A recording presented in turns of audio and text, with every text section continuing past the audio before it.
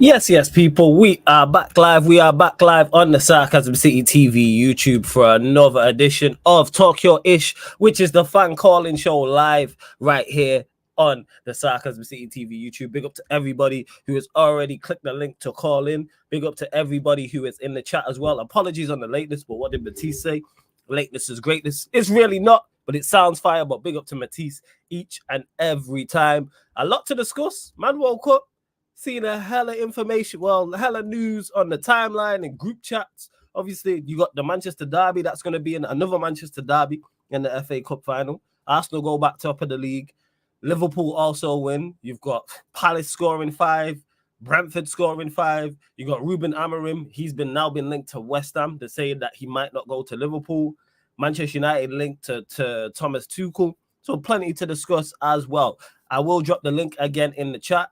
In regards to Talk Your Ish and the fan calling show, people, there's only 2 rules. Only 2 rules, people. 1, camera must be on, face facing forward. Camera on, face facing forward. And that's not because we care what you look like. We really don't. Like, I can't elaborate it more how much we don't care what you look like, people. It's simply safety protocols. We don't want to see anybody's chest, anybody's genitalia, anybody's ass cheeks. And the reason why I say that and make it so graphic is just to elaborate how much we don't care what you look like, male or female. And just to clarify how much we don't care what you look like, we let this stupid guy on the channel week in, week out, but here we are. Say, the 2 girls below us are looking 16 out of 10s today, both of them.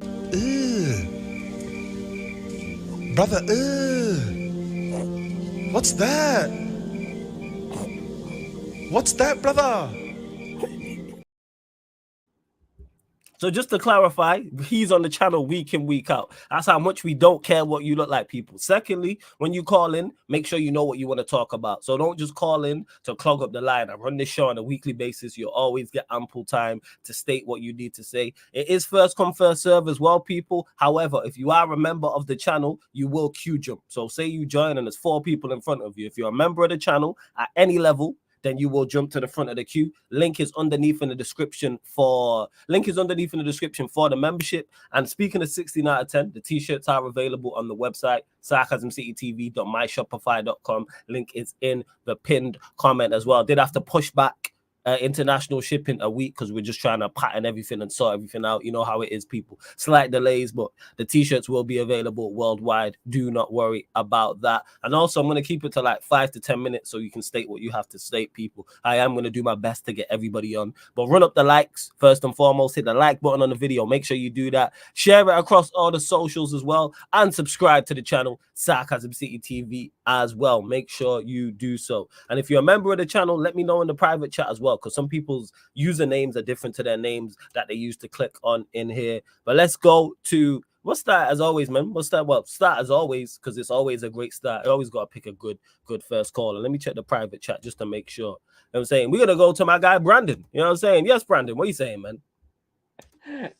That poor guy, you know, with 16 out of 10 and rinsed week in, week out, bro.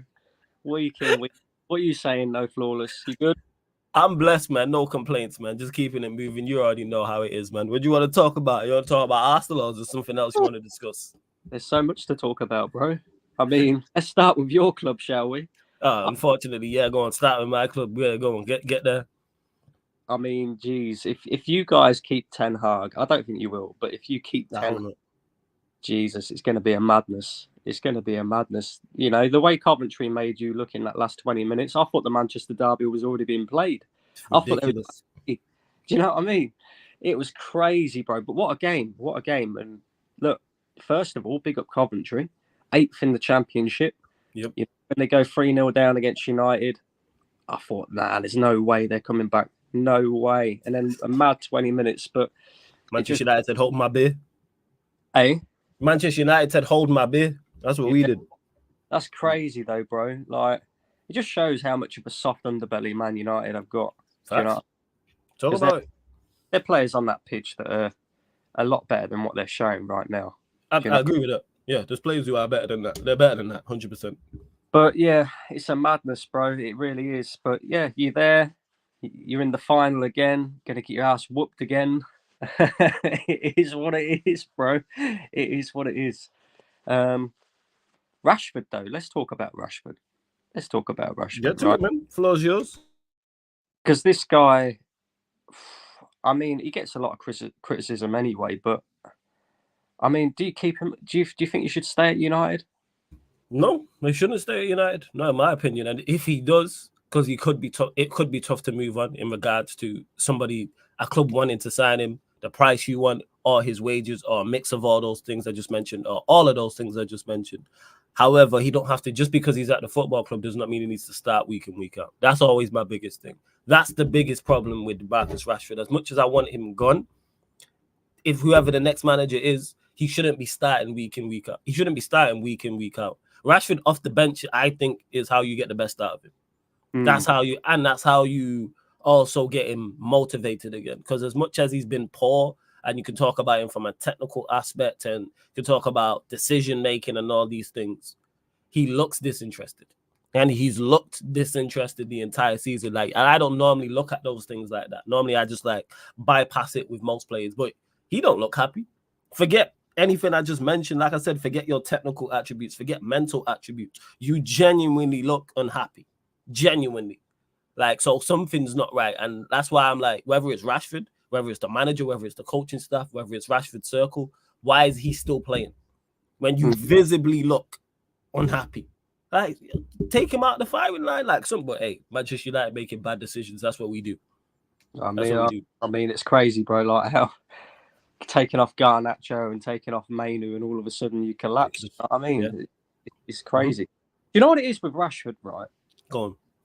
When he's on form, which isn't very often, let's be real, but when he's on form, and he is on form, like last season when he bagged you a load of goals, he is a dangerous player.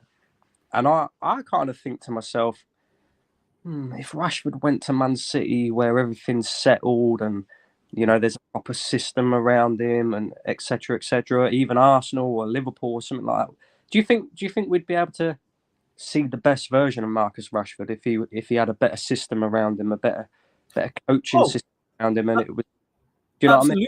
Yeah. I get what you said, because I think now, in particular, in 2024, and I've spoken on this many times, how football is such a system game. I think there's only a handful of. I think we can count on one hand the attackers who would be good and would be effective outside of having a good system. Because we watch at Manchester City and you see De Bruyne and Haaland, who are regarded as not only two of the best players in the league in their positions, but also two of the best players in Europe. And we've seen them get criticized because City haven't been on it. And City have arguably the best team in Europe.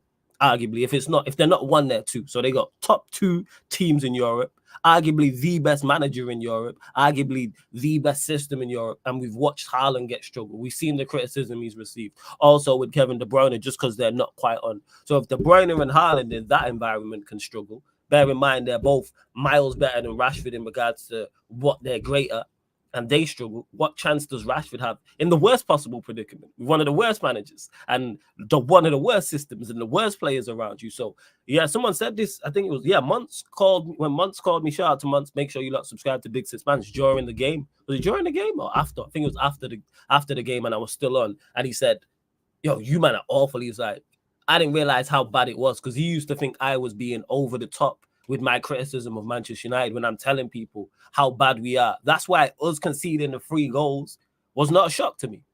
Yeah. As much as I'm annoyed by it, as much as I'm irritated, as much as I'm sat here and I'm saying it's embarrassing what's happening, one thing it's not to me, and any Manchester United fan who's watched us long enough and is not blinded by their love for the football club, is the fact that it's not a shock. Brandon, let me tell you, you know what the most shocking thing about the game was? That we played well for 70 minutes and we're 3-0 up. That was the most surprising thing. If you would have came on here last week and said, you'll be 3-0 up inside 70 minutes and have played well and wouldn't have conceded 20 plus shots and looked like a cohesive unit, I would have said no chance. That's the most shock. When we're playing a championship side who are 8th, and I'm telling you, that's the most shocking thing. That goes to show where we're at. But yeah, Rashford, of course, in a better environment would perform better. And that's all our team. As much as I don't rate our players individually, they're not this bad. They're not 6th we're 7th now. We're not 7th coming there the end of coming the start of May. We're not on a minus goal difference. All these records we've broken, and that falls at the feet of the manager, even though I blame the players more in particular for yesterday. That's more so on the players. You can't be 3-0 up against Coventry City with 20 minutes to go and concede 3 goals. However, the manager has constructed this squad and constructed this team to the point that that can happen. But I should have been able to be in the dugout and you man see that out. The dugout could have been empty. Could have been no managers, no coaching staff, nothing. And you man figured it out because you are all experienced, seasoned international players. The vast majority of you have played more. If we total up the numbers, you man have played hundreds of games and have been in much more high pressure scenarios against better opposition. But hey, we move. Manchester United for you. That's what that is. That's it, bro. That's it. Well, I just hope you remain as you are. I don't want to see Man United make any form of comeback at all. Good. At I hear all. that. But I yeah, hear that. Arsenal. Talk about it. Oh, let's talk Arsenal, right? Because I got a lot of criticism the other day on the terrace. Don't know if you see my little interview that I did after the game or whatever. I didn't, but let us know what it was. I didn't see it, but go on, let us know what got said. So I don't know if this is just Terry's chat or what, but it seems to, a similar thing when you log on to Twitter and all these social media platforms and that, right? But I said after the Wolves game, very happy with the win. Yeah. Ecstatic with the win because that's what we needed. We needed the 3 points. That's all that matters at this stage of the season. However, I don't feel like the manager is using the squad properly. Okay. And when I said that, what I meant by it was Bukayo Saka playing another 90-minute game when he's not necessarily needed and when he's not necessarily performing at the best level, right? Now, Saka is Arsenal's talisman this season. Yeah. 14 goals in the league. He's the top assister in the team as well. So for us to have any chance winning the league, we need Bukayo Saka to be performing at the best level that he can possibly offer us. And right now, he's not. And again, I put that down to the fact that he's been flogged so much this season. 90 minute after 90 minute after 90 minute. The only time that we really started to, reserve his minutes a little bit was when we was winning games 5-6-0, against West Ham, Burnley, etc., etc. But at this point of the season, when it really matters, you need your best players to step up. You need them to be performing at the best level that they can. Absolutely. And there's reason for it, right? Obviously, we played a lot of football, Arsenal. A lot of football that, people would say we should be used to because we played Europa League football last season. But Champions League and Europa League is completely different. Absolutely. So I look at it this way and I think, well, is there any reason, right, why the manager had to take Trossard off the pitch in order to bring on Martinelli? Could he have kept Trossard on and took Saka off, give him a little bit of recovery time ready for Chelsea on Tuesday and, then bring on Martinelli? And I went back and looked at the stats, right? Trossard has only played 90 minutes 5 times for Arsenal this season in all competitions. Really? Oh, okay. Yeah. And one of them was against Luton a couple of weeks ago. The other one was Porto when we played 105 minutes in the second leg. Okay. And then before that, he hadn't played 90 minutes for Arsenal since the 2nd of December. Jesus. Right? So there's no reason why Trossard couldn't have stayed on the pitch. There's no reason why, he's not one of them players who's running on empty right now. He's got plenty of freshness because he only ever makes substitute appearances or, he never really plays a full 90 minutes.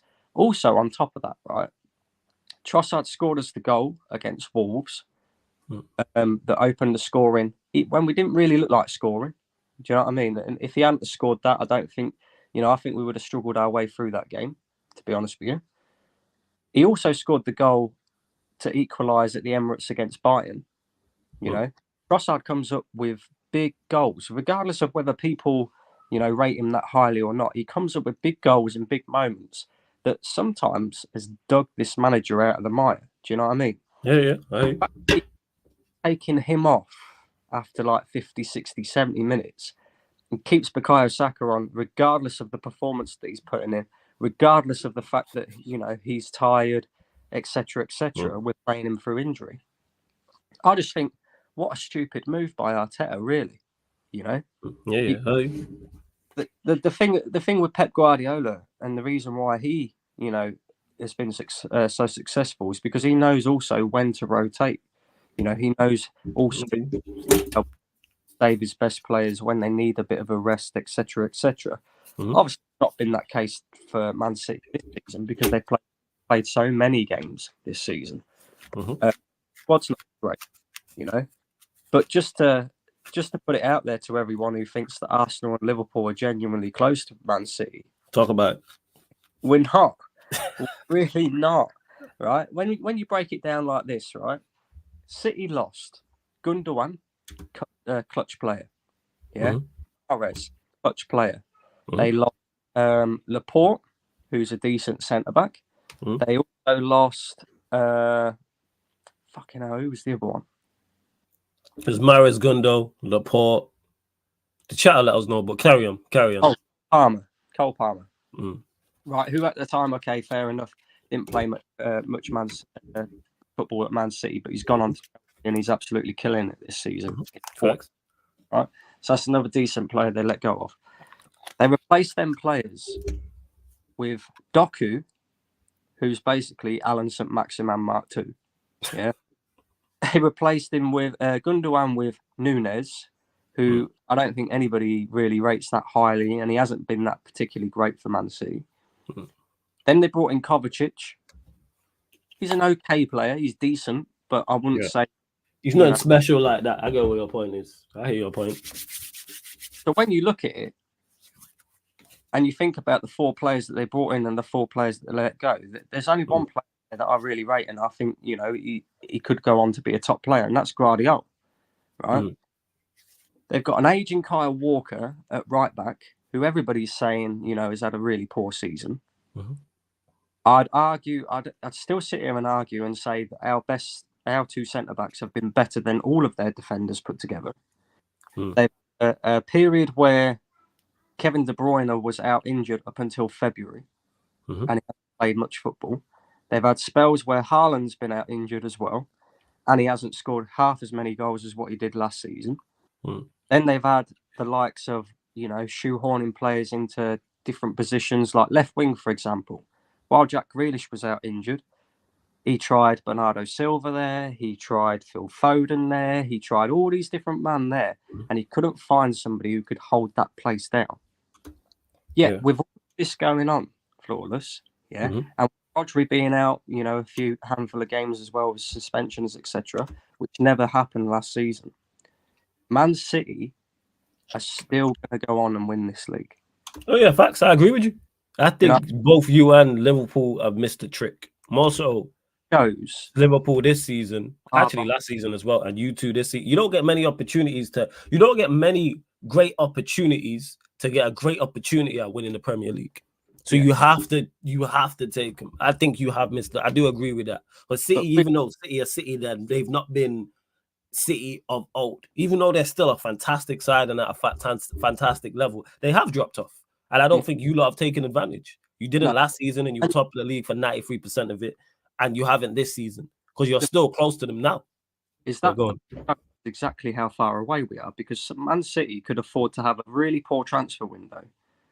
Their best 2 players being here and there, in and out of the team because of injury. You know, their best central defensive midfielder being in and out of the team because of suspension/injury.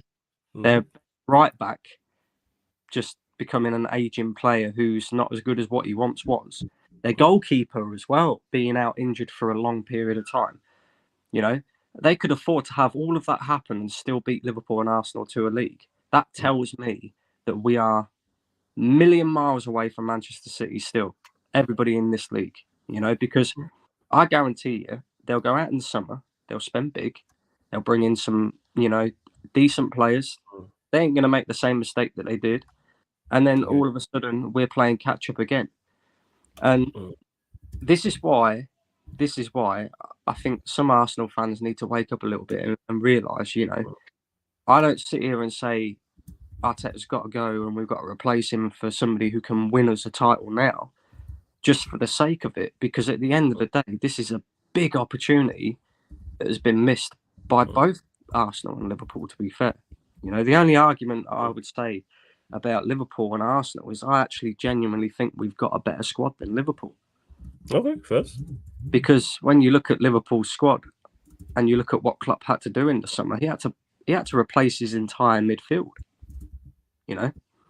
All we've had to do was build on a squad that nearly won the league last season, bring in a couple of additions that can kind of help us get over the line. We brought in Declan Rice, who's been exceptional for Arsenal up until the last 3 games, right? So he's been a difference maker.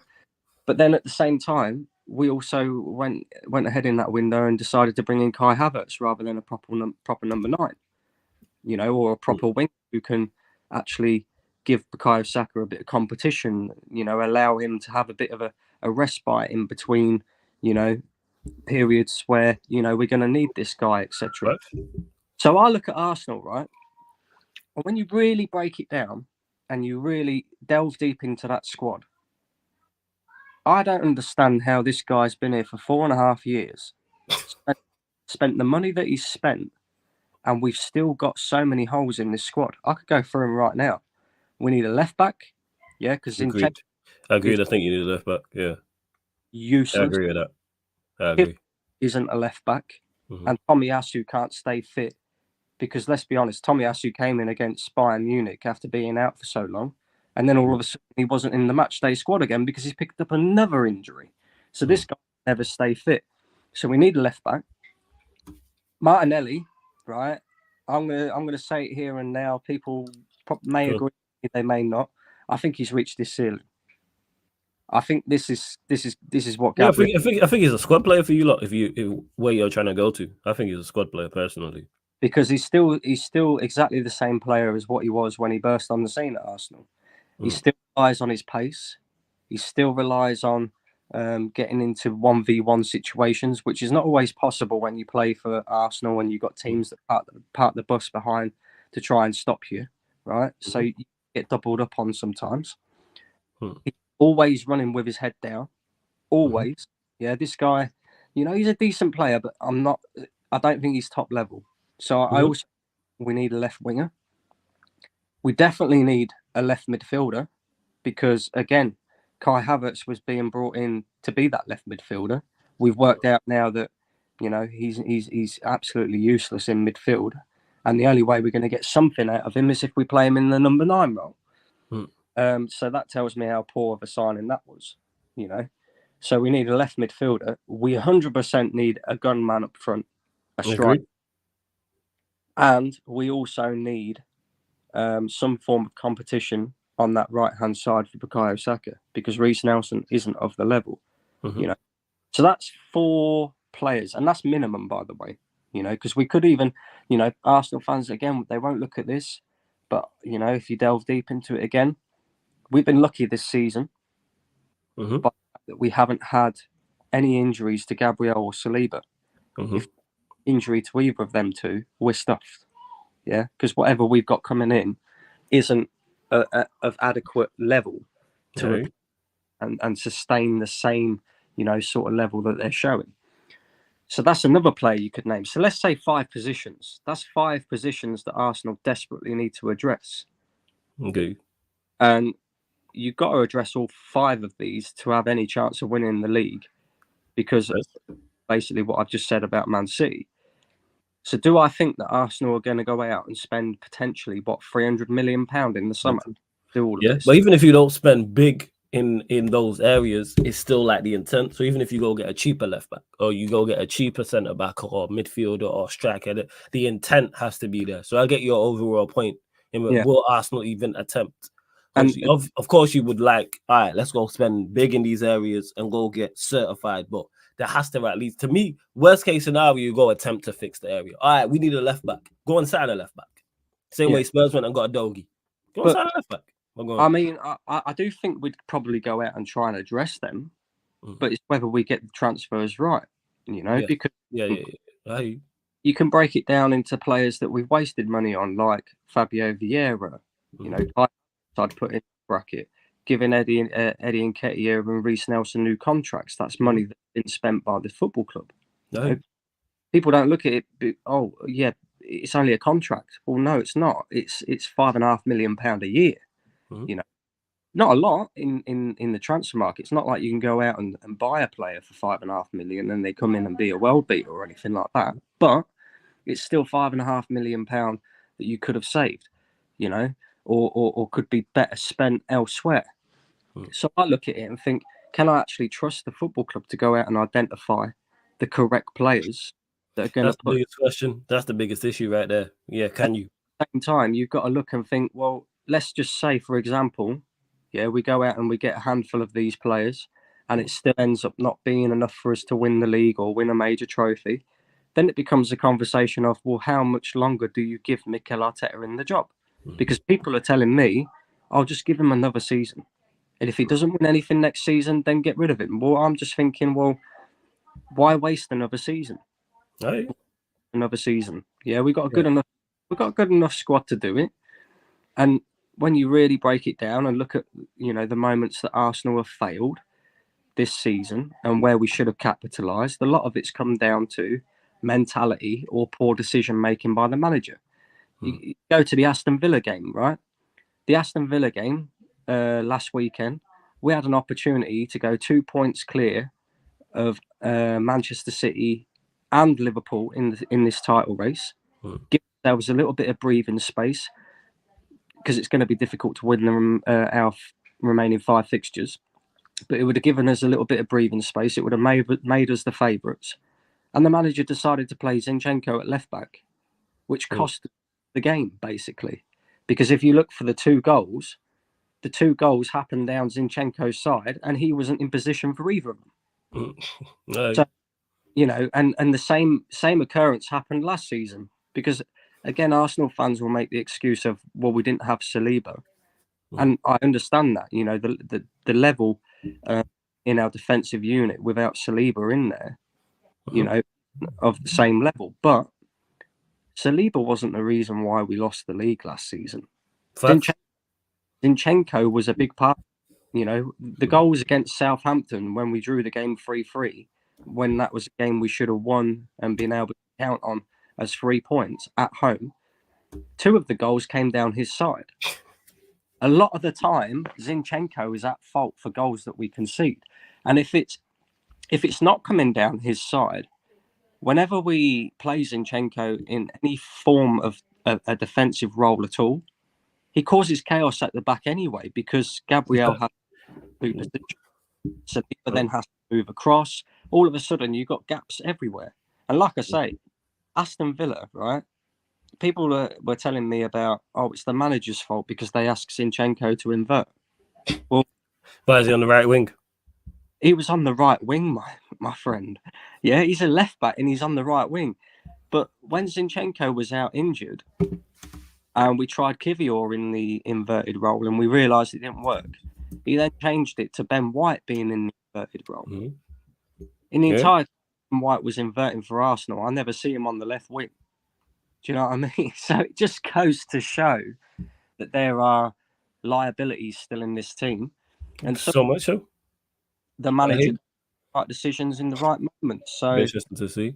But hey, Brandon, if you want, stay on. I'm gonna get through the rest of these callers. But if you want to stay on for the show, stay on for the show. Totally up to you, man. Totally up to you. Yeah, man. But big up, we're gonna go to the next caller, member of the channel. Like I say, I will continue to drop the link in the comment section for you lot to call in as well. So let's get to another regular caller in that. Hey, Kevin is in the building. My Don, what you telling me, man? You good? Yeah, big up to you, man. I'm all good, man. Big up to you, Brandon, as well. For the first time actually speaking to you, I've seen you a lot on the League Gunners channel, so big up to you. Yeah, man. I watched an absolute shit show yesterday as well. I mean, well, it wasn't a shit show up until the last, let's say, 20 minutes or so, because we were up 3-0. But hey, Manchester, what an achievement! No, we beat Coventry on penalties. Rasmus Højlund going to celebrate to the crowd. Anthony cuffing the ears of the Coventry players and all that. You know what I'm saying, though? It's embarrassing. Like, the standards have dropped so much in the football club, man. I've never seen it been so low. I don't even think Ole Gunnar Solskjaer's reign was this worse. I'm sorry. I know you don't rate Ole Flores, but come on. At least I think now we will have to agree that the standards have never been this low. It's gotten worse.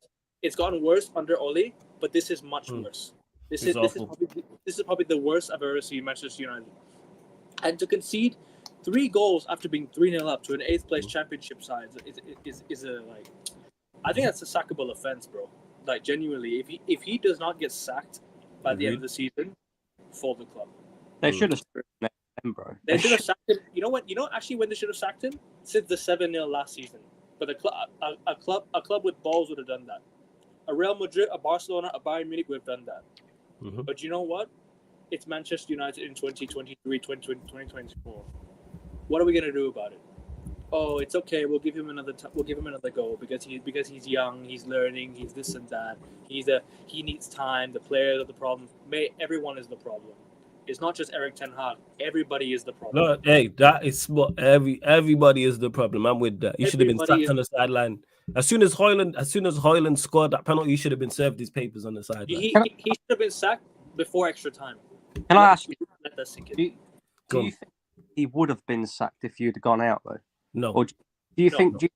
Let me just put it out there. Do you think the owners or the new owners are giving him a chance because you're in a final? It's a chance to win a trophy. I think if you would have been out and that had been your season done, I think they would have just sacked him there and then. Personally, the problem is we won't sack the manager until the end of the season because the owners are not in office yet. They're watching games, but they're not in office yet. They're not operating their side of things yet because they said they'd come in office in the summer. I think apparently what I've heard is the rest of the players, the people that we hired are gonna come in as well. So Jason Wilcox, we've hired Omar Barada. All of them are coming in the summer, and at the moment, I think that their plan probably is to sack the manager. I think their plan is to sack the manager. Hopefully we get the right person in. I genuinely think if you want to have a chance of beating Man City, you must hire a new manager for specifically that game only. We need to. We won't see we see the rest of the season out, and then you sack Ten Hag before the final. That's what we have to pick from the Premier League. We're not going to get into the top 4. Albeit I never wanted top 4.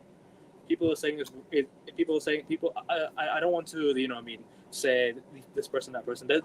There's one person, I think that needs to really wake up. I ain't gonna mention his name. I think you've been on a show with him before, Flawless.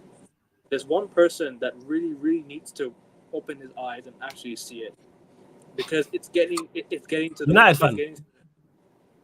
All right, cool. Yeah, go on, carry on. He's been you and him on Saeed's show. Yeah, carry on.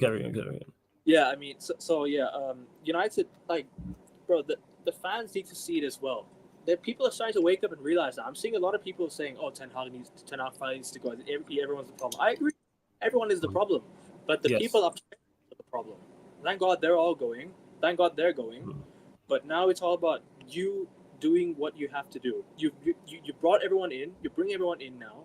You must be serious going forward. You must be serious. You have to finally show that we're actually serious on the pitch. Off the pitch, albeit very, very good.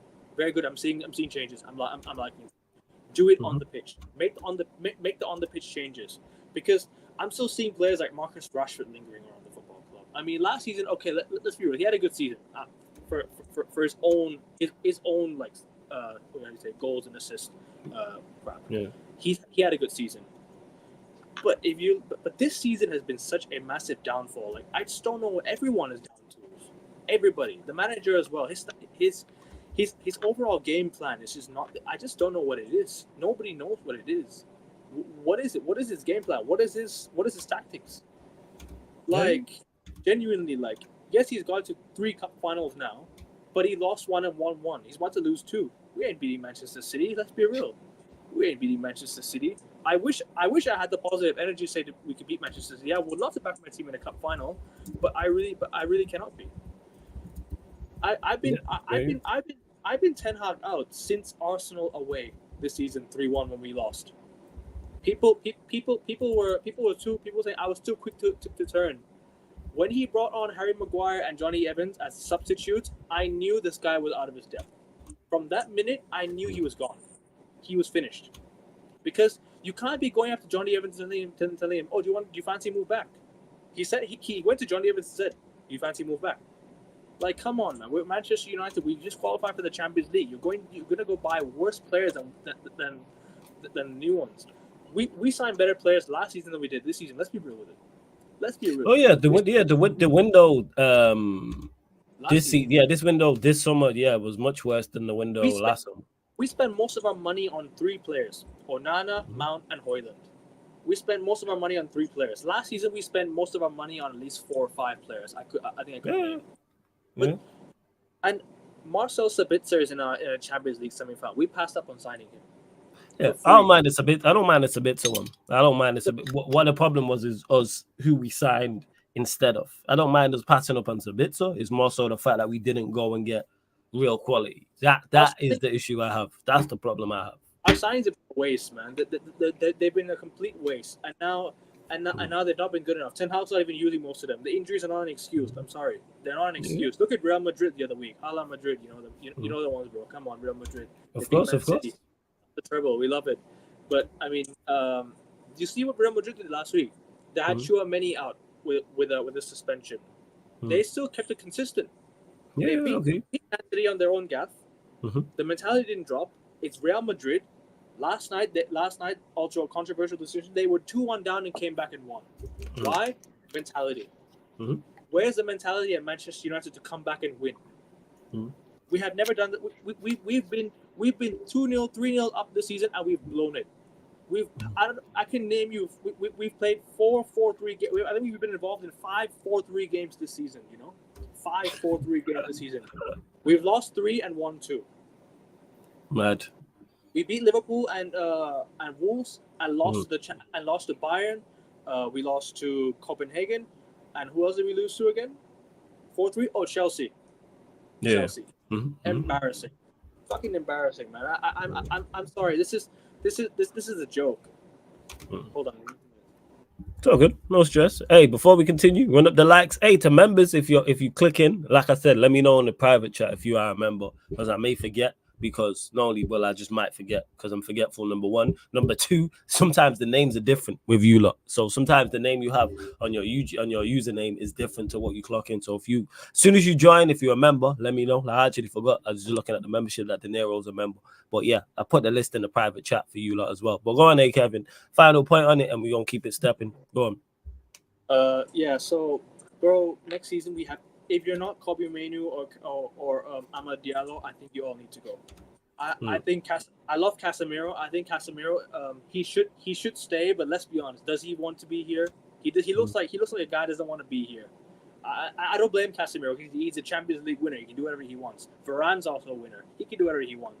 I bet you half these players that are injured are faking it. They don't want to play for Ten Hag anymore. Yeah, it would make sense.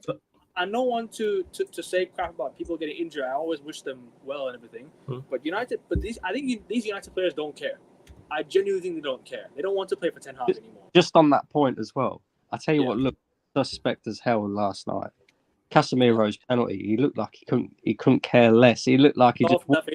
I saw the facial expression. He looked like he didn't want to take the penalty. Nah, he said, what's it called, man? He said, Bernardo Silva, hold my beer. I mean, the crazy part is, at the start on the watch along, I said before he took the penalty, don't do a Bernardo Silva.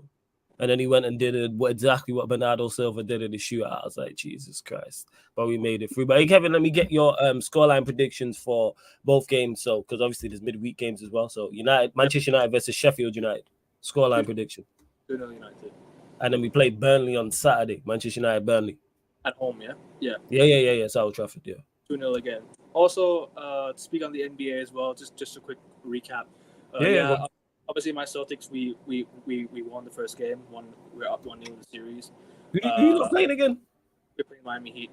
Oh, the Heat. Okay. Yeah, yes. But short-handed Miami Heat, though, they don't have Butler, they don't have Robinson, they don't have Rozier, and they don't have what's the other one? Richardson.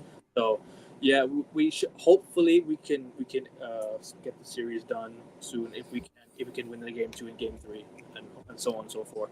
Hopefully the Nuggets get second against the Lakers today. I'm all for the Denver Nuggets. Obviously, I don't like the Lakers, so yeah, we shall see. Are you doing the watch along today on the playback? Yes, there'll be. I'm doing the Nuggets and the Lakers, and before that, I'm doing the 76ers and the Knicks. So you're getting 2 watch-alongs on the playback, people. For those that NBA heads, get over to the playback because we're doing both. We're doing playoffs, watch-alongs all through the first round, all the second round, semi-finals, conference finals, and the finals as well. Big up to Eddie in the chat as well. If you bring a Celtics watch along and you want me to jump on, please let me know. Yeah, I'll shout you. Yeah, 100%.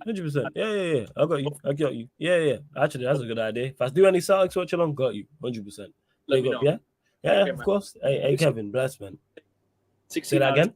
16 out of 10. You already know, man. International merch available next week for those that don't know, people. It was supposed to be the 22nd, but we had some slight delays, not on our end. So it's like I'm not going to roll out anything to you lot that's not properly. I'm not Eric Ten Hag. We do everything properly over here. So it'll be the 29th. So it'll be literally next Monday, people. Don't worry, man. I've got you lot in regards to the international shipping. So I know you lot want the merch. But it is available in the UK, people. It is available UK shipping. But hey, Kevin, big up every single time, yeah? My guy. Bless up. Let's get through some of the rest of these callers as well. Let's go to man like Malcolm. Yes, Malcolm, what are you saying? You on mute, fam? You on mute? On my phone, my phone. Can you hear me now? Yeah, man, can hear you now. What are you saying, man? You good? All right, cool. Yeah, I'm good. Yeah. Talk to us, man. What do you want to talk about? Bro, what can I say? What can I say about this team? Some people say it's the manager. Some people say it's just the team. Mm-hmm. But you see these players, right? Some of these players just do not care at all. I look at this group, like I look at players like Rashford, Bruno, McTominay, Maguire. I'm like, brother, show fight. I'm like, do you actually want to play for this club? Like, do you actually want to give everything that you have for this club? Like, those are the sort of questions that I ask. So now, see with this manager, right?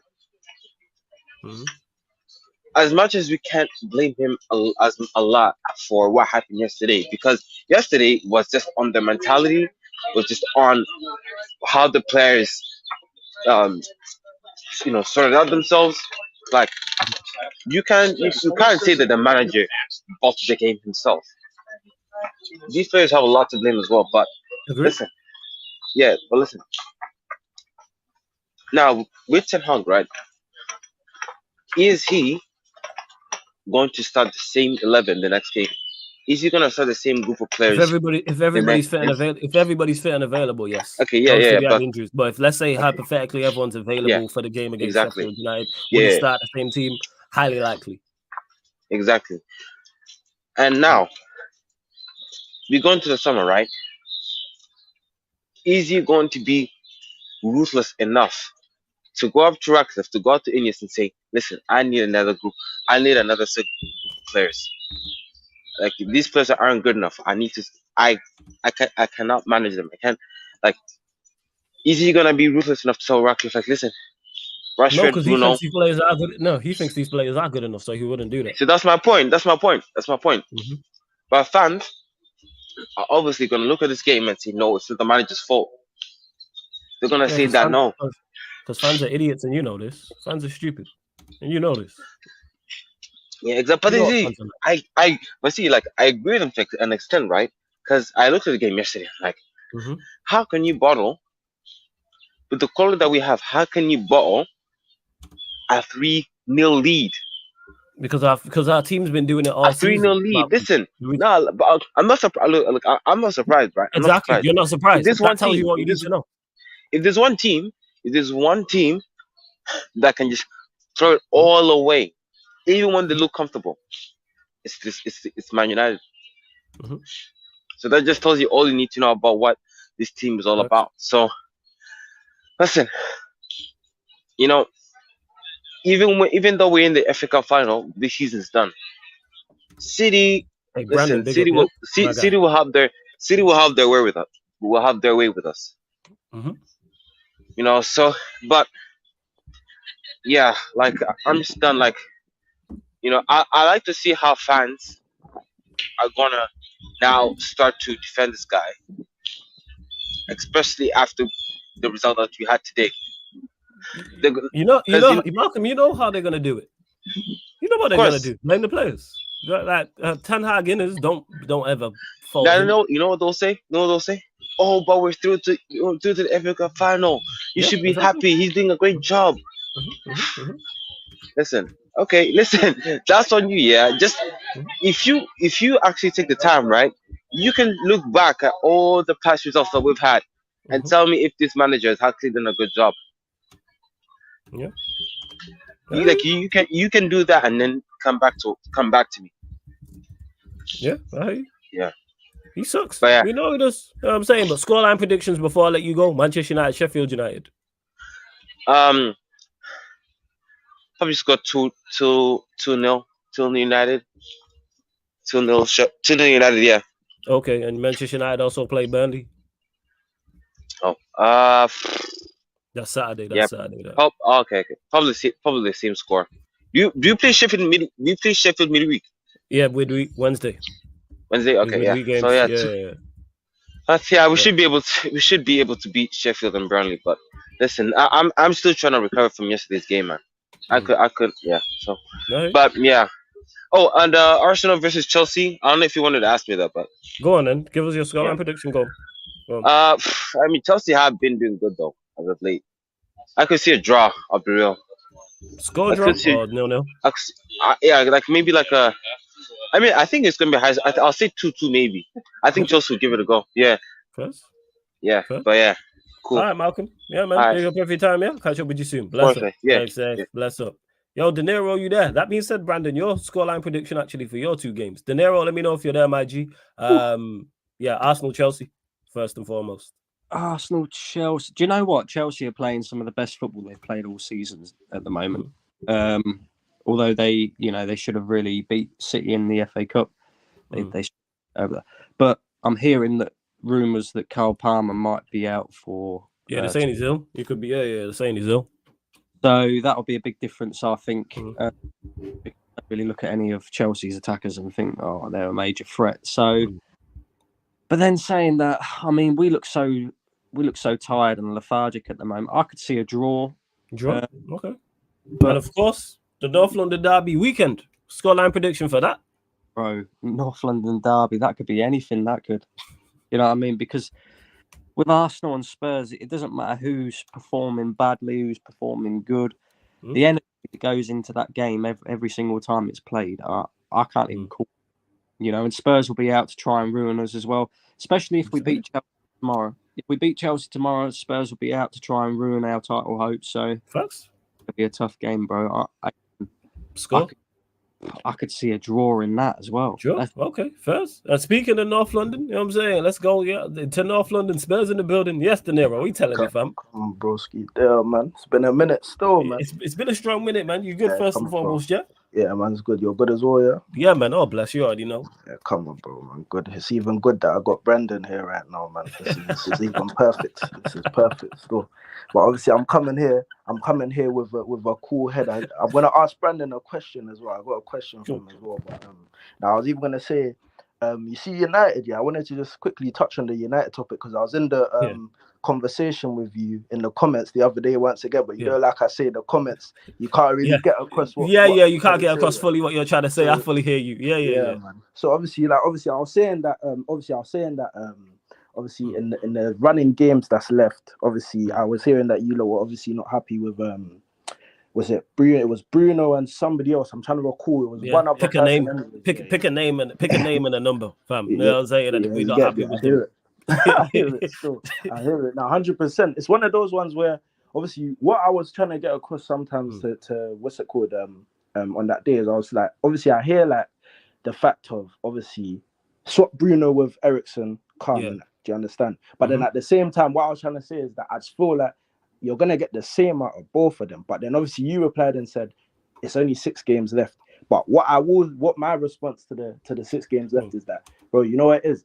Out of the 2, like I understand that obviously Eriksen used to possess certain qualities and whatever. But like out of the 2, if they're both the same, which is why I'm saying that you'll just get the same conversation, you may as well run Bruno to the end of the season, let it run. You know that he might stack pad 2 goals, maybe get you a little cheeky winner here and there. Because at the end of the day, I still think as much as bad as a team is doing, you still want to get points on the board regardless. So you still want to win games, you get me? And I know your objects, and then even today, you even said something that was true, which is what I was going to go into as well, which was that obviously people are saying, Ten Hag for the Coventry game, but as a team, you're winning 3-0 against Coventry. I put that straight on players, and yeah, that's players. You've put a mentality that's bad in the club. I understand, but just as players, for your own what's it called, respect. You get me? Winning 3-0. Professionalism. You just be professional. Exactly. So go into the game and obviously just get the game done and perform. But one thing I will say is, like, with that game, obviously I didn't really get to watch it properly. I just saw like highlights and I didn't really see like the full game. But was there any like subs that you lot made that were like Took off Mano. Okay. I don't know why he took off Mano. No need to take off, because he took off Mano, put on Ericsson. Why take off like Mano when we're cruising? It's not. There's no game. It's not like we have where Arsenal or Liverpool and we're in a title race and the game on Wednesday is important, and you go, you know what? Let's take off Mano to maybe save him for the game that's coming up.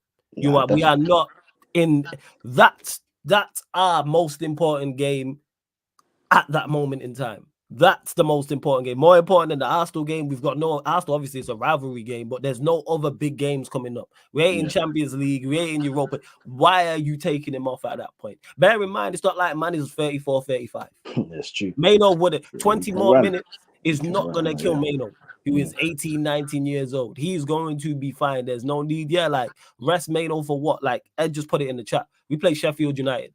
If Mano is kind of tired, you know what you do? Don't play him against Sheffield. Yeah, 100%. So he made a mistake. And he made a mistake there. Still, I didn't even know that. So obviously, that I had a percentage for him doing that, because obviously you've made a mistake there. And even that game, like, you could have lost that game, but obviously I see the offside. I started watching that towards like when it got to like extra time, innit? And then obviously, because I can't, like, when I watch you lot, bro, it's boring, man. I'll be honest with you. Yeah, we offer to watch. You lot stink. It's one of those. But obviously, yeah, man, like, literally, I was just saying that. But yeah, to what I was saying is that, I was just thinking that if I'm looking at, like, objectively of your whole season and everything and just being fair with a fair perspective, like, you've already said it before. I heard you say it earlier in the call, but obviously, there's players and manager in it. And I think, obviously, at the same time, it can be players and manager, but I think it's one of those ones where the manager, people are gonna say that what I'm about to say is mad, but I just personally believe this from my own perspective. I think obviously as a manager, the players as well, you get me, they let him down, which made everything 10 times worse. You're already doing a bad job, but I think players also just making it 10 times worse for you doesn't make it help. But at the same time, a lot of the problems that have been collected is from actions that he has done throughout the season. That's where the issue lies, is the fact that the collapse is not new. It's not a surprise.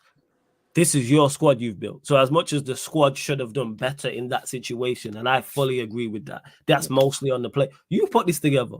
This is that's why when people say, these are your signings, or if they're not your signings, these are players you've co-signed. So there's nobody out there that you do not want out there, even with the injuries type of thing. From the goalkeeper all the outfield players up to the striker. Everyone you signed, or you said, this is my guy, like Rashford being out there. You've co-signed that. Bruno, you made captain. You co-signed that. Garnacho, you brought him through the youth ranks. Højlund is your signing. Mano, you've brought through. Who was out there? McTominay, you've co-signed. Wan-Bissaka and Delo, I believe you've gave new deals to. Maguire, you've decided to play. Casemiro was your signing. Onana is your signing. Ericsson, you brought on the picture, is also your signing as well, because that's who we brought on for Mano. Who else went there? Anthony, you brought on, that's your signing. Diallo, you brought on, that's who you. So there's nobody there that you don't want there type of thing. As much as injuries have absolutely blitzed us, I'm still not hearing it. Like, that's the one excuse I don't hear in regard. It's his team. If you spend 400 million and it's not your team, you spent the money badly, of 300 million or whatever the case may be. You've had 4 windows to mold the team into some form of your image, and the team looks like you the same way. You're just weak-willed off the pitch. The team is weak-willed. The style of play, I don't know why. What I don't understand that he's done here is the fact of, you've obviously come from a certain style of play, a certain way of playing football, You said that when you come, you're going to implement that way of playing football. Mhm. Then you've come and absolutely just changed your whole plan. And it's like, you've changed your whole plan. Obviously, nobody was really, at the time when you changed the plan, I didn't see a lot of United fans against it, because obviously it's a new manager. You're going to give him a chance, innit? Yeah. Obviously, now you've changed your whole plan, gone against everything you said. Now the same Anthony that you brought into the club is the same guy that's storming out of training. And by the way, he is not good enough to even be storming out of training in the first place, but that's your boy. Then on top of that, you've now built up this Garnacho guy to be such a main key player for you. And all of a sudden now you had problems with Garnacho. Obviously, I heard that they blessed it, but you get it. Like, you had problems with Garnacho, but that's your star boy. So it's like, even when certain times I do feel like, yeah, players go against him, and sometimes I'll be like, you know what, like, let me see if I can try defend the guy, in it, because obviously I would love for him to stay at United. Of course you would. Look, that's what Brandon's there talking about. And just to clarify again to anybody watching, and I say this all the time to Manchester United fans who still back this, notice how rival fans talk about the manager lets you know. I've still not spoken to a rival fan who's Ten Hag out. Nah, come on, bro. Impossible, bro. He would. Why, bro? Why would I be? Hey, we got Spurs and Arsenal fans both here saying give him a lifetime deal. Like, I'm telling you, people, pay attention. Bro. I never said lifetime. No. Brandon said that. Brandon just said lifetime deal. Oh, I hear it, man. You know, like, bro. You know, I understand, bro. It's not easy, innit? And you know what it is? What you guys need to realize. Obviously, I was trying to do the level-headed thing, but forget that. What you guys need to realize, bro, is that it's been like this for a while now. It's just, obviously, this is the worst out of all of the managers that have left since, obviously, that have come in since Fergie. But what United fans need to do, you get me? Like I always say every time I come on here, just smell the coffee, bro. Do you get me, bro? This is your new reality, and you got to deal with your new reality. You see how Nottingham Forest and them guys back in the day, and maybe the 19 whatevers, they were doing their thing. You get me? That was you lot back in 08 and all of them times you did your thing, but this is a new era now, bro. Got to handle what comes to you. But hopefully, for your own sake and for the happiness of my brother Eddie and my brother Flawless and my brother Sheik, you get me? Hopefully, you get a new manager for their sake, not for my sake. For their sake. I hope you do.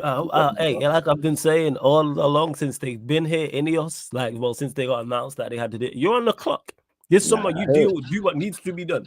Because I'm looking at them. All the questions I have for them will get answered this summer. It will let me know how serious they are. Because if they're waiting on, because people have said to me, oh, if you win the FA Cup, if they're waiting to see what happens in the FA Cup, they're going to do a terrible job, and I want them out. They're solely saying if he wins the FA Cup, he stays. If he loses the FA Cup, he got it you can't be on one game. Either way, man. You I said this. I want him to do the Vanguard, win the FA Cup, and then leave. That's 100%. The ideal scenario for me. Win the FA Cup and bounce. That's where I'm at with it. Spurs should have done the same thing with Mourinho, but obviously that's a different conversation for another day. Yeah, but now, man. Then obviously quickly, I just wanted to touch on Arsenal. Yeah, I just needed to adjust a couple things. You know what I mean? But obviously, this is what I want to let a lot of Arsenal fans know, because, you know, apart from, you know what, I've listened to Brandon a couple of times. I think this is the first time I've spoken to him, but obviously I've listened to him a couple of times. He's a very, he knows he's a level-headed Arsenal fan. He's not one of them foolish Arsenal fans. Like, he's very logical when it comes to his team. He's not blinded by the nonsense. Yeah. You get me, bro, but you get me, you're going to hold the sins of your fan base in this call today. So what it is, bro, is that, man, I heard Brandon say this, and I'm even so happy he addressed it when I was waiting, bro. He said Arsenal fans need to realize that you're overrating your team, bro. Your team is not as good as what you think, bro. Your team is good. Yes, you played well. You've had one season last season that was good. This season, you get me? I feel like this season, based on the standard of the league, it makes it look like you've been up there. But I'll be real, bro. I don't see the madness that you did this season, but you got the wins, which is what matters.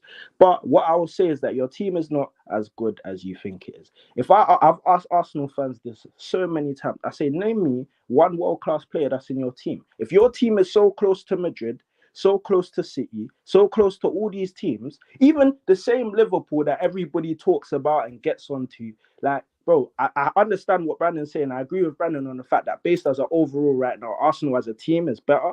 But even Liverpool, name me players. People wanted to do Bukayo Saka comparisons to Mo Salah. Yes, Mo Salah on and off seasons, but he still gets the job done when the job needs to be done. People are writing off Liverpool at this moment, but you lot are on the same amount of points, bro. This is what people need to understand, is that You guys put yourself so close to City, but the same Liverpool that are supposed to be rubbish are so close to City at the same time as you, bro. So what we need to now look at is we go and look at the players now that everybody was overgassing. When you lot grabbed Jesus, I told you lot about Jesus, bro. I said to people that Jesus is not going to be that prolific goal scorer that you're looking for. Go on, Brandon. Bro, that's what he is. Lacazette from the favelas. No, 100%, bro. 100%. 100%, bro. I agree with you. So, bro, this is where it is. Like, you see, this is where they try to they get me a bit rattled because now I look at Jesus. I told people that Jesus is not going to be that goal scorer that you lot need to go ahead and win this league. Yes, he will add to your team. Yes, he will help your team. Yes, he can build up play. Yes, he can link up play. That's all good in that. We see Nicholas Jackson doing the same thing. But if you can't score the goals or do the real damage that needs to be done to be a top team and to put your team and elevate your team to the place that the fans want it to be, then bro, it doesn't mean nothing, bro. That's the reality of it to me. So it's like I look at it like this. Yeah, go on, bro. Right.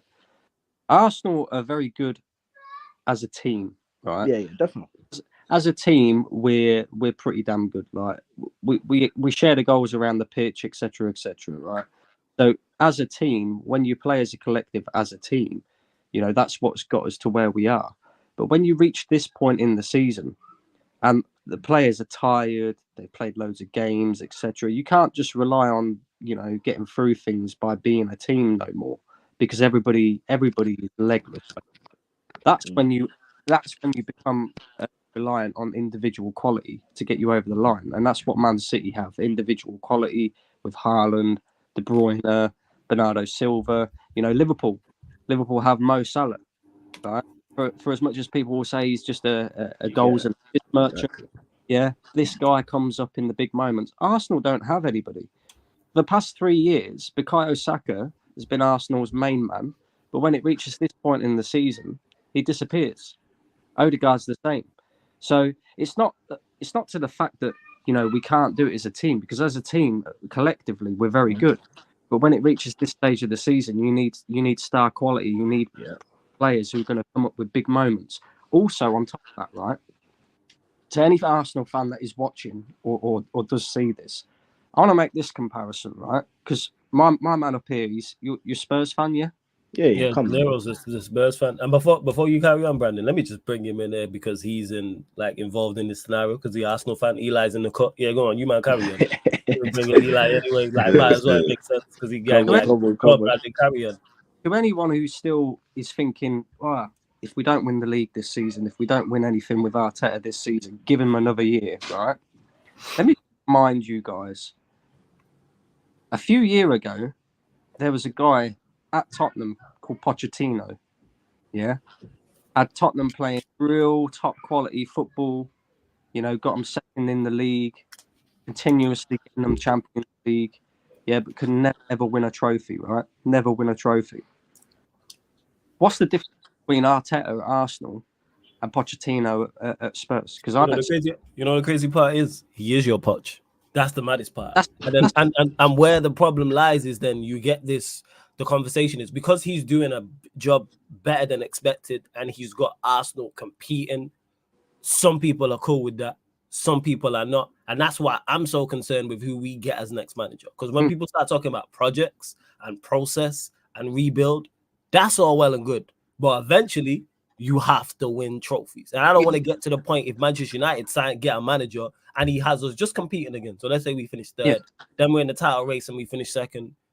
Eventually, I go, all right, how long are we going to give him before he actually has to win? But then that conversation will happen. And we've seen it happen with Poch at Spurs. We're not seeing it with Arteta at Aston, but go on, carry on, Brandon. Carry on. Moves on so quickly, right? Yep. Quickly. Definitely. But I was even going to say, you see Saka as well. Like, he literally, he even touched on Saka. Yeah, that's another thing. A player that is good. I'll go on, Brandon. Football moves on so quickly, right? That sometimes you can't afford to stand still, whether that be with players or with managers. As much as people would probably want to give Arteta another season, etc., how do we know that next season ain't going to be, you know, all of a sudden Chelsea get it together and they do a madness, or we have, you know, Spurs at the moment, right? People are forgetting about Spurs, right? Because it's Spurs, yeah. Because people just laugh at Spurs and go, "Ha, you ain't won a trophy in years and years and years." But let's look at this logically, right?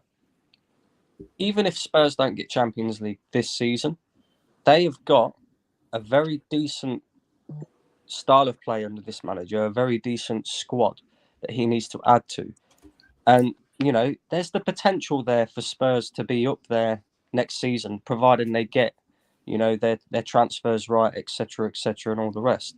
So it's not even a case of, you know, give Arteta another season to win something, because what might end up happening if we give it him too long is we could end up going backwards again. So for me, it's like, right, cool, we need a few more pieces.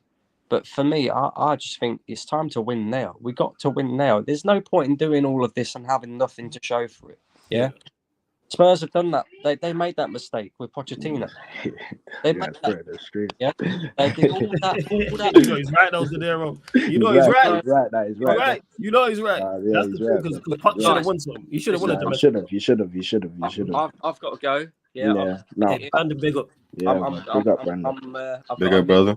For me, because I'm doing under 14s football team. Okay, love At the that, start man. of the new season, I'm going to show Arteta how to win trophies. Big up, Flawless. Cheers for having me on. And Anytime, man. You already know. Big up, man. Every single time, man. Safe. Yeah, man. Floor's yours, man. What do you want to talk about, fam? De Niro, stay on it. Calm. Yeah, say nothing, Go on, Eli. The time has come. The time has come. First of all, big up, Flawless. Appreciate you for having me on as always. Anytime, Big up my fellow mud brother down there, De Niro. Big up to you, brother. Yeah, but the time has come. Sack him. Sack him. Get that crazy fucker out my club, yo. I'm tired of him. Tired of his arrogance. I'm tired of his quote unquote informed decision making. You know what I'm saying? Like he thinks he's just the best in the world and what he does. It's jarring, bro. I'm tired of seeing it, man. And just to clarify, people, he's not talking about Ten Hag at United. Just to clarify, that's what it sounds like. He fits the description. That's why. It's not like he's talking about my manager. He fits the description. Go on, carry on. Yeah, he does. He does, though. He does. But nah, man, I'm just so sick and tired. Like it's been the same thing for 4.5 years. We'll push. We'll push. It's a process. Trust in the manager. Trust in the players. The same manager that got rid of, Aubameyang. Same manager that got rid of Emi Martinez. Same manager who got rid of a lot of other players that could have, helped us. You know what I'm saying? Just to bring in his players. His players. Is crazy. Like, how much longer do we have to wait for this guy to get it right? And it seems like every year Arsenal is 2 or 3 players away from going the distance. And why do we not do what's required to get those 2 or 3 players? Yeah. Why do we keep getting these scrubs? You know what I'm saying? Mm-hmm. Like what my boy shout out to Southern Gooner. You buy cheap, you buy twice. You know what I'm saying? You buy cheap, you buy twice. Like it's crazy. It's crazy. Like and it seems like we buy cheap every single year. So we end up buying twice, and now we got all these scrubs on the bench. Yeah. And why are they still here? Why are they still playing for this club and they're not good enough? If these players, like if we really wanted to get these players out, we could. The Cedrics of the world, the El Ninis of the world. We got so much deadwood on this bench, man. We sell these players, it could easily fund, the players that we're bringing in easily, on top of the 200+ million that we can get from the Cronkies. You know what I'm saying? So I just don't understand why, we don't do what's required to get these extra players in when we know we need a right winger to challenge Saka. And I'm on Saka watch right now. I'm on Saka watch because this guy, I don't know if it's Arteta with the handbrakes on or if he's just not technically good enough, but I'm starting to want him drop, bro. Either drop him or put him at left back because we need a left back. You know what I'm saying? We need a You left need a back. left back. I agree with that. You can drop him in at left back. You know what I'm Maybe saying? he's there. Put a real Maybe the right left winger back there. problem is staring you right in the face. Maybe it's to number 7. I'm saying uncomfortable conversations, but it is what it is. I'm getting real frustrated with how he's treating my boy Trossard. The best finisher at the club. Gunman. Can't even like Brandon said, the man hasn't played a full 90. I think he said 5 times this season. Yeah, he's only done it 5 times. He's taken them off every time. You don't know why? It's because it's the easiest sub to make. He's not gonna put too much of a fuss up, because he's an ultimate professional, which I rate him for. But we all know he's the best false 9 at the club. Havertz, nah. I don't want to see him in the team anymore. Tired of him. Hey, That soon died, man. Havertz, man. You know what I'm saying? Quality hey, player. Listen. He did a job for a little bit, but he's just not good enough, bro. Yeah, he had good form. People get enough. mistaken, Eli. Like what good form is and what a good player is. Like we don't see great players have bad form. Like we've not watched that happen before ever in playing football, like watching football. It happens. But eventually overall quality shows. But go on. Facts. And the fact that throughout his whole tenure, the only youth players that we've seen have come from, ironically enough, Emery signings. Martinelli coming through, Saliba coming through, even though he sent him out on loan a couple times, which is ridiculous in hindsight. You know what I'm saying? Because that could have helped us do something in the years that he was on loan. But we're not gonna speak on that. I'll be in big trouble. But Ethan Nwaneri needs to get a shot, in my opinion, because at this point, why not give him a shot? Because this dude looks decent. You know what I'm saying? Look at Lamine Yamal over there in Spain doing his thing. And look at Kubarsi, 17 years old, doing his thing. Crazy. 16 and 17-year-olds just doing the work against grown men.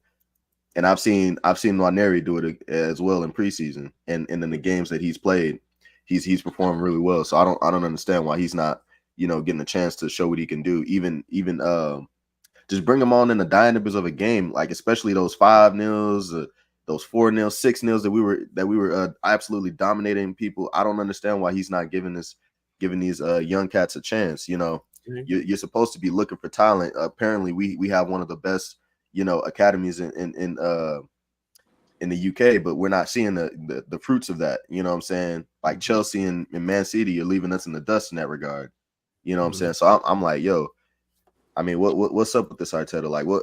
I'm just tired of him, bro. I'm tired of him. I'm tired of his arrogance. Bring me another coach that's actually gonna, do what's required. Try to get the talent ID right, because I think this guy has too much power in this club. I think he has way too much power, and it's getting to his head. And he thinks he can change certain players, make them into world beaters when we know they're not world beaters at all. So it's jarring, bro. Like I'm tired. I'm tired, bro. Like question this is giving me. Yeah. So mad, but I don't mean to cut you. I just got a question for you. So you see how? So you're Arteta out. That's what you're saying, isn't it?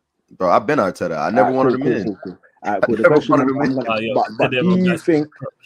Bro, it's just, you get me. I just had to ask the question because you get me, bro. But obviously, like, do you think? So you don't think that if Arteta gets a striker, obviously, I feel like the striker choice is based on him not wanting to actually get one. But say if he actually did go and get one, you don't think he can win you the league?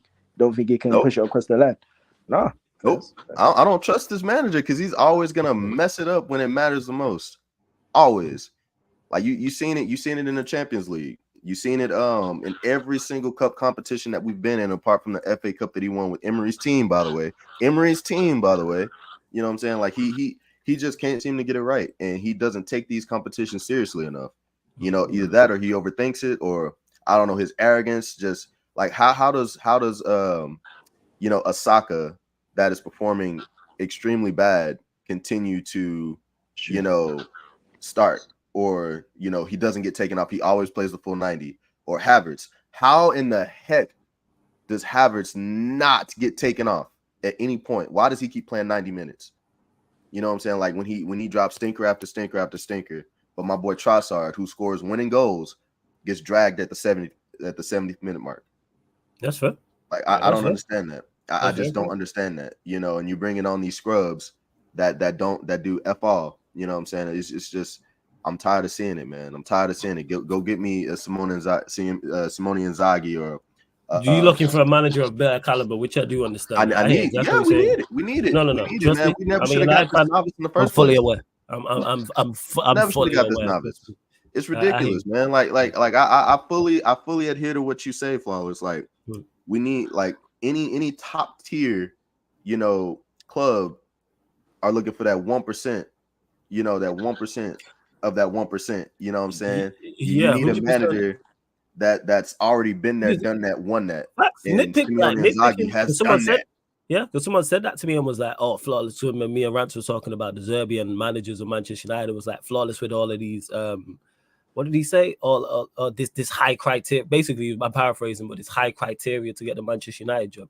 Yes, there should be a strict criteria to get the Manchester United job. Not anyone can just walk in the club. What's going on? You should have if it's like going like certain clubs you can't get into in real life. I'm sure it happens over stateside. It happens over in the UK. Yeah, you ain't got the right shoes, the right shirt, the right pants. You ain't got the right swag. You don't get in this club. The criteria should be it should be stricter than what I'm saying. We should be nitpicking. Not anyone should just pitch up and be able to get the Arsenal job. Or any manager can just pick you have to hit a certain criteria for me.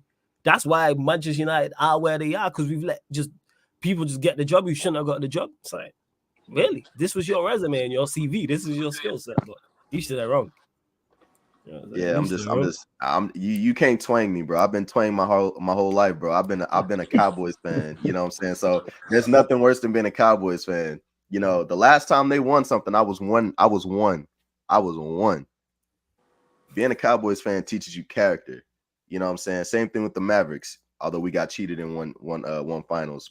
We finally won one, but I've been disappointed my whole life. You know what I'm saying? So I'm not letting these lot twang me, bro. It's impossible. Yeah. It's impossible. I'm with you as well, bro. I'm with you, man. Before we continue, make sure you run up the likes, people. I've dropped the link in the chat. Run up the likes, though. Please share across all the socials. Subscribe to the channel, Sarcasm City TV. Gonna get to the final 3 or 4 callers as well. I welcome one of my favorite callers to chat to. We heading to Yorkshire, people. King of Yorkshire in the building. Man like King is here. Hey, what we saying? Big up Flows, big up the panel. Obviously it was a disgrace as usual for my team as usual. Obviously, I'm not surprised. We struggle to be Newport County and Wigan Athletic. I am not surprised. I hear all of your points about it's more on the players, but bro, this Umpty Dumpty of a manager, bro. This Umpty Dumpty of a manager, because that's what he is from Erik ten Hag. What is he doing? What is this guy doing on the training ground? I don't know what this guy is doing. This guy is doing on the training ground. We saw it. We saw it in the Chelsea game. We saw it in the Chelsea game how we collapsed in the Chelsea game, and he hasn't rectified that. He hasn't rectified that, and he hasn't rectified it for other games. And this is the thing. And I've heard a lot of people speak about Marcus Rashford, right? And people were saying that he was world class last season. He was in world class form. Marcus Rashford has never been a world class player, and he's never been a good all round football player because he does not have the technical ability and the footballing IQ. He's never had it, and you can't teach that at his age. You can't teach that. You can't teach that at his age. There's certain age. There's certain things that you can't teach, and there's certain things that you have to know at like a very young age, and I've heard Rand speak about this, like basically, if you don't learn these things at like after 14 years old, basically you're not going to become that world class player. And I completely agree with that. They don't have the footballing fundamentals, and I've said it about Garnacho. I've said the same thing about Garnacho. Garnacho saying he's just a kick and run merchant like Marcus Rashford is, like Martin Ellie is, like Doku is. I can name so many players like that. Like this is the thing. This is the thing, and I get tired of my fan base of saying, "Oh, give this player time, because he's 19 or he's 20 or whatever." Right. What people have to understand is, Garnacho and Højlund, they don't have the basic technical and footballing IQ. They don't have the basic fundamentals. They are not good enough to play for Manchester United. Yes, in a certain system, they can look good in a certain system, but looking good in a certain system, that doesn't mean that you are a good footballer. That just means in a certain system, you look good in a certain system. That's what it is. So, because Højlund is not an Ivan Toney, he's not an Harry Kane, he's not a Karim Benzema, what will link up and drop deep and link up with players and stuff like that. So I've never rated Højlund as a footballer. I've never rated Garnacho, and obviously I've never rated that fraud Bruno Fernandes. Like that. I've never rated that fraud. So it is what it is about Bruno Fernandes. Obviously, you know what United fans are like with Bruno Fernandes, because I hear no criticism of Bruno Fernandes of United fans. It's like being in a relationship with a gal. I've said it on this show before. It's like being in a relationship with a gal and she constantly cheats on you, and then you constantly forgive her. That's what these United fans are like with Bruno Fernandes. Talk about it. So this is not new, and these same people what were saying that Eric Ten Hag did not want Scott McTominay, he did not want Harry Maguire, he couldn't get these players out, this and that. Yes, he could have. He put Sancho with the kids. He put Donny van de Beek with the kids and in the reserves. So if he wanted to get rid of Harry Maguire and Scott McTominay in the summer, why didn't he put them in the under-21s or in the reserves? That's what you do. That's what Arteta did with Aubameyang. That's what Arteta did with Özil. You're telling me that we can't get rid of Scott McTominay and Harry Maguire when Harry Maguire's on like 200k and Scott McTominay, I think he's on like 100k or something like that. It might be a bit more, but Özil and Aubameyang was on like 300k, and I think Özil was on like similar at Arsenal, and Arteta got both of them out. So what are we talking about? What are we talking about here? Because if that were Pep Guardiola, if that were Klopp, they would have got these players out. They would have got these players out. And this is not new. And obviously, I'm sick and tired of my fan base. And me and you both, my friend, man. Me and you both. and after the Chelsea game, I heard KG say that we don't have better players than Burnley. That sums our club. That sums our club altogether. KG said, "Man United don't have better players than Burnley. We should do, but we don't. Apparently, we don't have better players than Burnley, who are a championship team. So." This is the delusion what I have to deal with this fan base, and I wanted this man out, this Eric Ten Hag, this Humpty Dumpty of a manager. I wanted them out since we lost 3-2 in the second game against Galatasaray at Old Trafford. That's when he was out of his depth. After that Galatasaray loss, he was out of his depth. So, and this is the same manager who took Kobbie Mainoo off and put Christian Eriksen. I said so many times on this channel, if you're going to play Christian Eriksen, play him in the number 10. You don't play Christian Eriksen as a 6 or an 8. You do not play Eriksen as a 6 or an 8. because all people say to me is Ericsson has lost his legs and Ten Hag say he's lost his legs. So why are you playing him in the number 6 and in the number 8 position? Why aren't you playing him in the number 10 position and giving him the freedom to create chances? Okay. Why aren't you? Why? Why? Because our manager's not the brightest. That's why. This is the same manager what also started Jadon Sancho in pre-season as the false 9 and then benched him for Garnacho and for Rashford. And since then Sancho's never got a game at Manchester United, and in the false 9 he was cooking in the false 9. But no, this Umpty Dumpty of a manager decides, oh no, Sancho, you go on the bench. We're going to start Garnacho and Rashford. Absolute disgrace, mate. Absolute disgrace.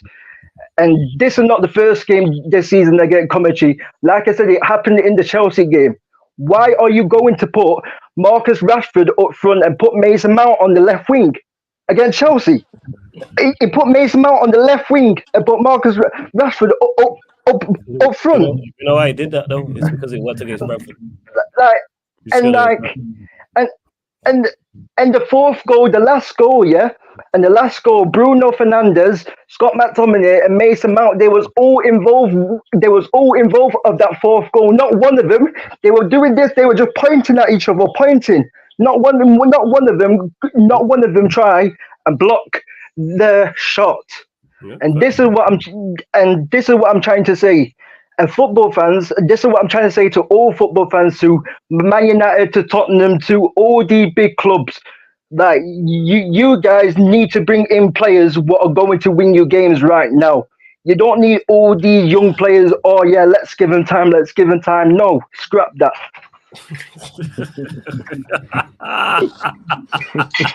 Hey, listen. If you're good enough, if you're old enough, you're good enough. You're old enough. You're good enough. That's it.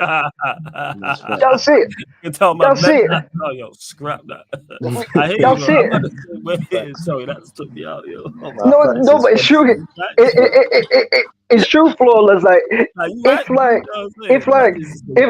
all these big clubs want to be challenging for the big honors, for the big trophy, you need to bring in players what are going to win your games right now, and you need to bring players what are good enough to play for your club right now. That's what it is. So that's what it is. I hear you. But King, let me get scoreline prediction before we let you go for both games. So Manchester United, Sheffield United. Well, we struggled to get Coventry, like I said. We struggled to get Newport County. Technically, we didn't win both those games, but I hear your point. I hear your point. I understand your reservations on the scoreline, but yeah, scoreline prediction. Against Sheffield United, I just got a feeling we're going to scumbag it 1-0. Like. And Manchester United, Burnley. Okay, Burnley. But Burnley have actually been playing better recently as well, and we struggled when we went to Turf Moor. So we did struggle. We struggled. I'm gonna have to. I think I'm gonna have to go 2-1 for that. 2-1 to United for that game. But yeah, man. Like I just wish my club brought in players like Eze and Elise and Cole Palmer and Phil Ford and all of these technical players. Like we. That's what we should be bringing players like that. Level players like that. That's who we should be bringing. So. I hear that, man. This is what it is.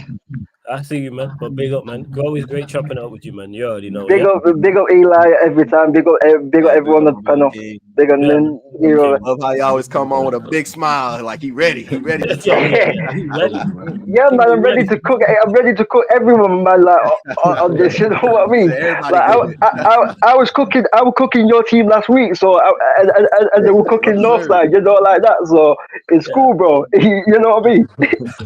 Hey, King, big up, man. Love every time. Keep supporting, man. I always see you in the chat all the time. Big up, yeah. Make sure you call Yeah, back big in. up, man. Yeah, every single time, man. Shout out to King. That's my done. Man, Big up, King, man. I said scrap that. Like I'm with him on that. All right, let's go to the next caller.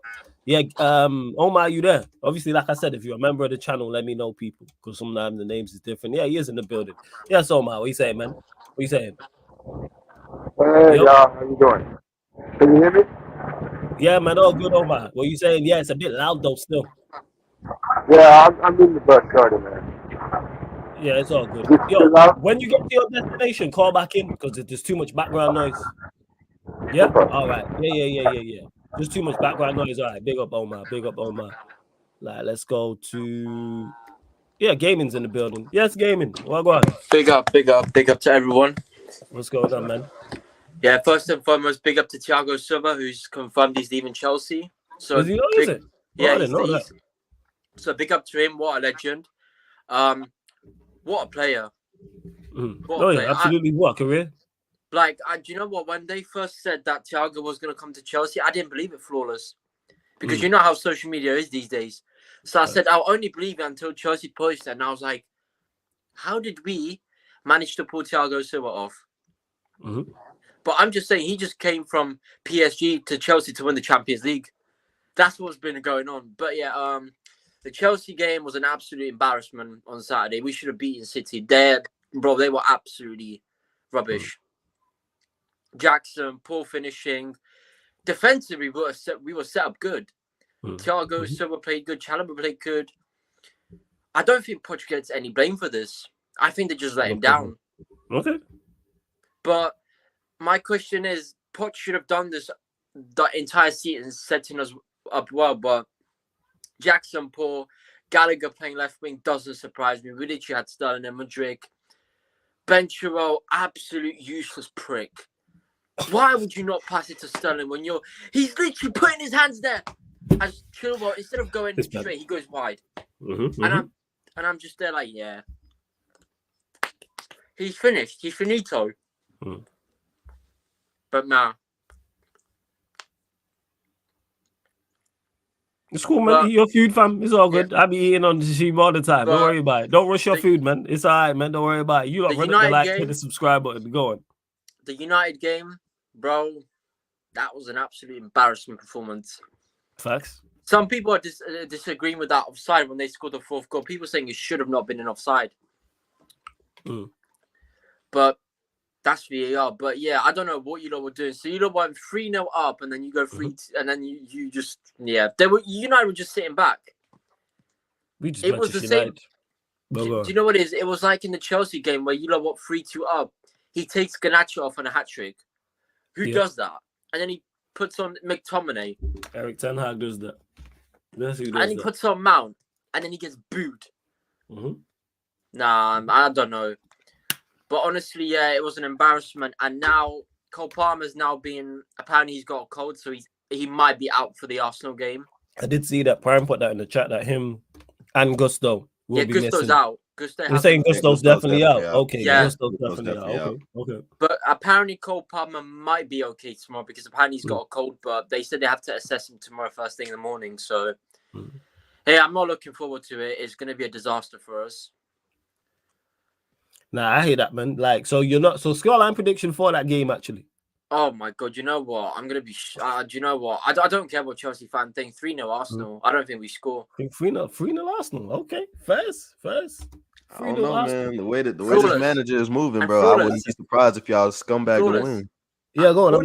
What did I say for the Everton game? What did I say? You called that. Yeah, I'll give you credit. I was just about to say that. You called the Everton game spot on. You did say it would be a big scoring game. And I think you did say. I think you said Palmer hat trick. I did. You said that.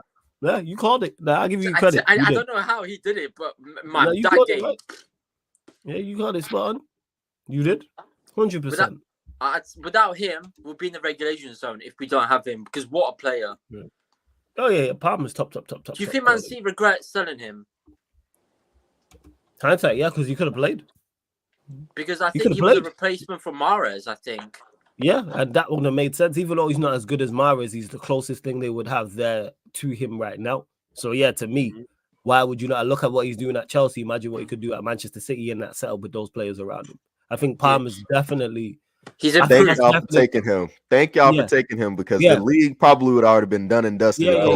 But do you know what it gets an is? extra Poch, 10, 15 goals for them. Like, yeah, it probably is that. but do you know what it is? Poch never wanted Cole Palmer. Did he never wanted him until one of our directors said, "No, we need a midfielder." Then yeah, because you signed him because Nkunku got injured, right? Yeah, that's what it was. Nkunku got injured, and you ended up signing Palmer. Yeah. Okay. Well, So, injured. Do you know what? I don't know. This injury is annoying. We need to investigate on summer. We changed our medic medic team like 4 times, and we're still having this many injuries. It's not on. Nah, you know what I think it is? It's Potts running your players into the ground because he did the same thing at Tottenham. Yeah, but you know what it is? Is he does double sessions before a game. That's what I'm saying. That's probably what's why the injuries keep reoccurring. You know, because even when they come back, they're still doing the same amount of training rather than doing like reduced training. You know what I'm saying? Yeah, and also Reece James has reported in training, bro. Just don't come back. Just don't come back. Seriously. Because they're planning on selling Reece James, apparently, I've heard. Is that what they're saying? Yeah, apparently they want to sell Conor Gallagher and Reece James. Bro, I don't mind Conor Gallagher going. He's a running back. I bet you don't mind Gallagher going. But yeah, Reece James would be surprised. If he wants to go to Tottenham... We're not selling. We're not selling. You said Tottenham. We don't want him here, man. No, he has to go. No, we're good, Do you man. think Ten Hag's going to stay in as the next manager? Say that again? Do you think Ten Hag is still going to manage your team next season? Who knows with these, man? Everything points to no, but I put nothing past people. I give people the credit they deserve for being stupid. So because I can't guarantee they'll sack him. Yeah, apparently Tuchel wants to return to the Premier League. The only 2 clubs that are after him is Chelsea United. I don't know why we would go for Tuchel. That's why I take that with a pinch of salt. Yeah, I'm tired of. I want nothing more from Chelsea. I'm good. I want nothing else from you lot. I wouldn't take it back. Yeah, I want nothing else from you lot, man. I'm good. Anything from Chelsea? No. Same. I don't want anything from Chelsea. I don't want anything that's ex-Chelsea apart from Ancelotti. If it's not Don Carlo, I'm good. I ain't gonna lie. I'll shamelessly take Cole Palmer though. I ain't gonna lie. I'll shamelessly take Cole Palmer. You took Mount. He needs to hold that. He took Mount. He needs to hold that. Yeah, I don't want nothing else from them, man. I don't. I'm good. Zero else, man. Unless it's Don Carlo, like that's the only ex-Chelsea that I want. I'm good. I mean, you can take Jackson if you don't mind. I'm good. Yes, Prime. What are you saying, family? You good? Yeah, I'm good. No, I'm not selling Jackson to anyone. Okay, Jackson's good. I'll take Jackson over Martinelli. I'll take him as well. I said over Martinelli. Yeah, I bet you take him over Martinelli and Timo Werner. But there's man 5. Hey, De Niro, there's man 5 aside now you that you'd go and be like, yeah, I'll take you lot over Werner. You know what I'm saying? I'll take anything over Werner at this point, bro. I'll be real with you, man. I know, but gaming, let me ask you. Obviously, you played Villa on the weekend as well. So Aston Villa Chelsea scoreline prediction. Villa, oh my god. Late kickoff, 8 p.m. Yeah, that'll be a good game still. 2-1 Chelsea is going to be a late goal. 2-1 Chelsea. All right, and it's going to be Cole Palmer on a double. So you reckon you lose to Arsenal 3-0 and then bounce back and beat Villa 2-1. All right, first gaming, first. But all right, I'm going to get through the rest of these scores. Go. That's fine. I have no confidence. The only trust me, I ain't saying you're wrong. I hear both scorelines. That's why I've not said. Like I can see that wouldn't surprise me. The only person who can score is Cole Palmer. That's the only one we rely on. Sterling has been useless. He needs to dip, but we ain't gonna get rid of him because he would only go to any London team because he's happy at London. So my man's sitting on 350k a week. What are you on? Like Lewis said, man, you lot PMP, man. Palmer and pray. He was right. That's it. Shout out Lewis every single time. He was right. It is, but gaming, big up, yeah, man. For the rest of these callers, but big up for calling in every time, man. Bless up. Safe. Let's get through to the final few callers as well. 1 second. Seeing who's actually here. 1 second.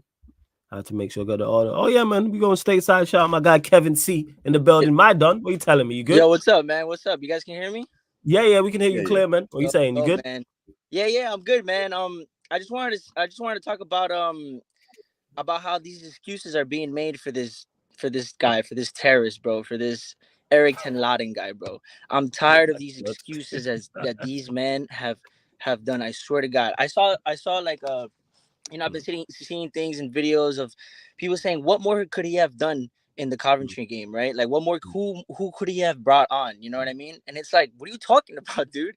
You could have kept Maino on okay, bring Eriksson on, right? You could have kept Mino on and then take out Rashford or something. Why do you keep on Rashford? Why do you take out Garnacho when he was like, at least he was holding up the ball and at least doing something? Rashford wasn't doing anything. I could just name one good pass that he did the whole game, and this guy just keeps him on and keeps it on. And so it's like, that's one thing. Number two, he's been doing it all season. It's not just this game. He's been doing it every season. So I don't want to hear about excuses about injuries, that he hasn't had a full squad, because there's been times where he has had majority of his squad and he still hasn't chosen the players that we're calling out for. He still chooses the Rashfords. He still chooses, even when Garnacho was thinking it out, he still chooses McTominay. So like, where you been, dude? Like, this has been happening all season. Like, I don't get it. And I feel like I question these men. Like, I question these men. I'm like, are they really United fans? Because it just seems like it's like, oh, we're in the mud, but it's okay to be in the mud because, you know what I mean? Because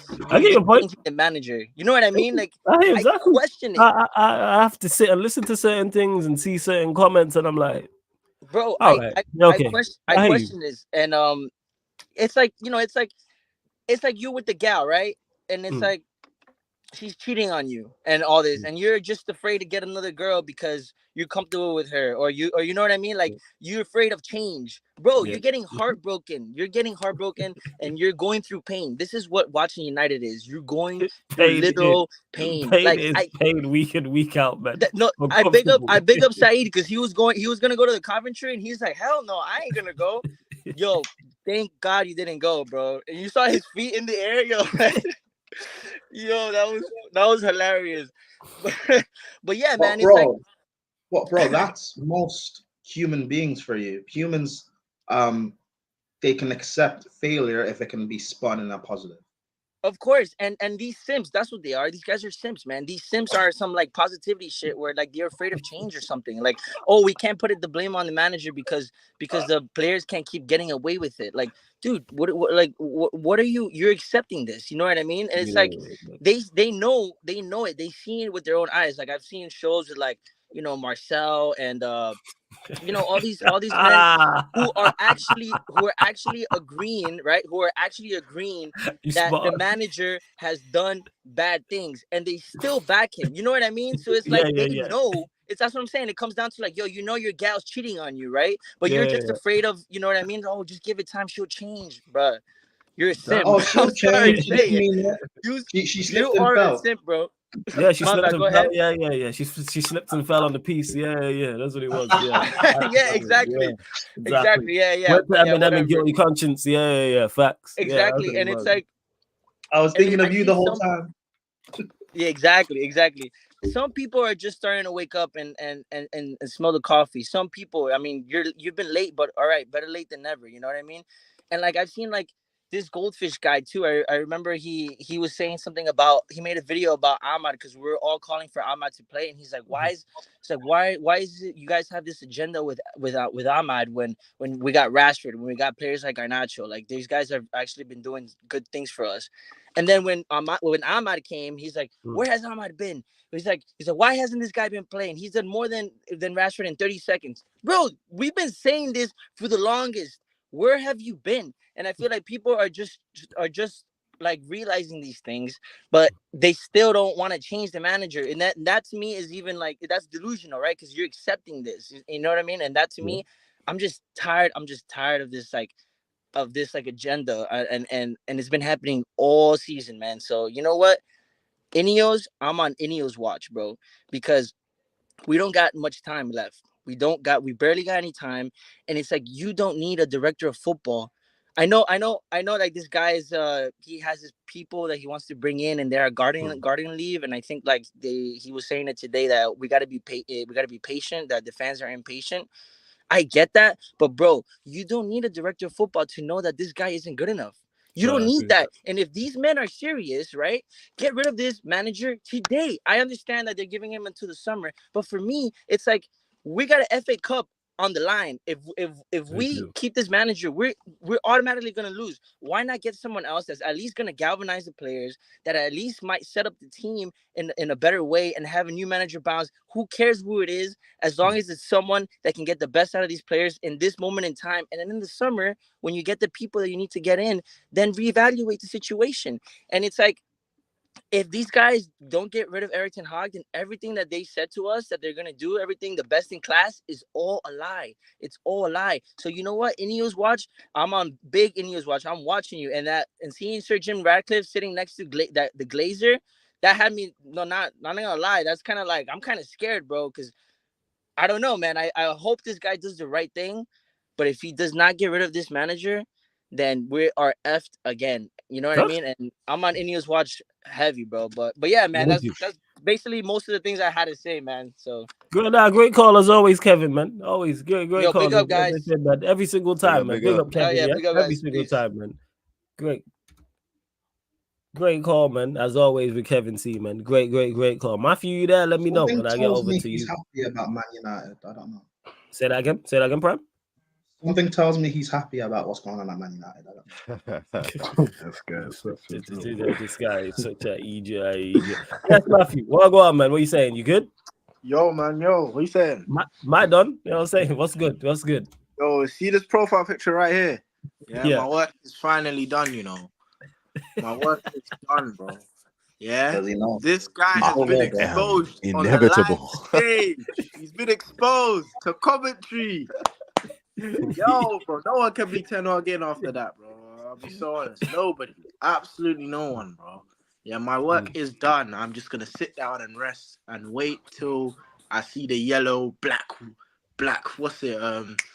You talking about the yellow and black of Sky Sports? Yeah, man. across The breaking screen. news: Ten Hag sacked, bro. I can't wait for it. I can't wait. Honestly, I can't wait.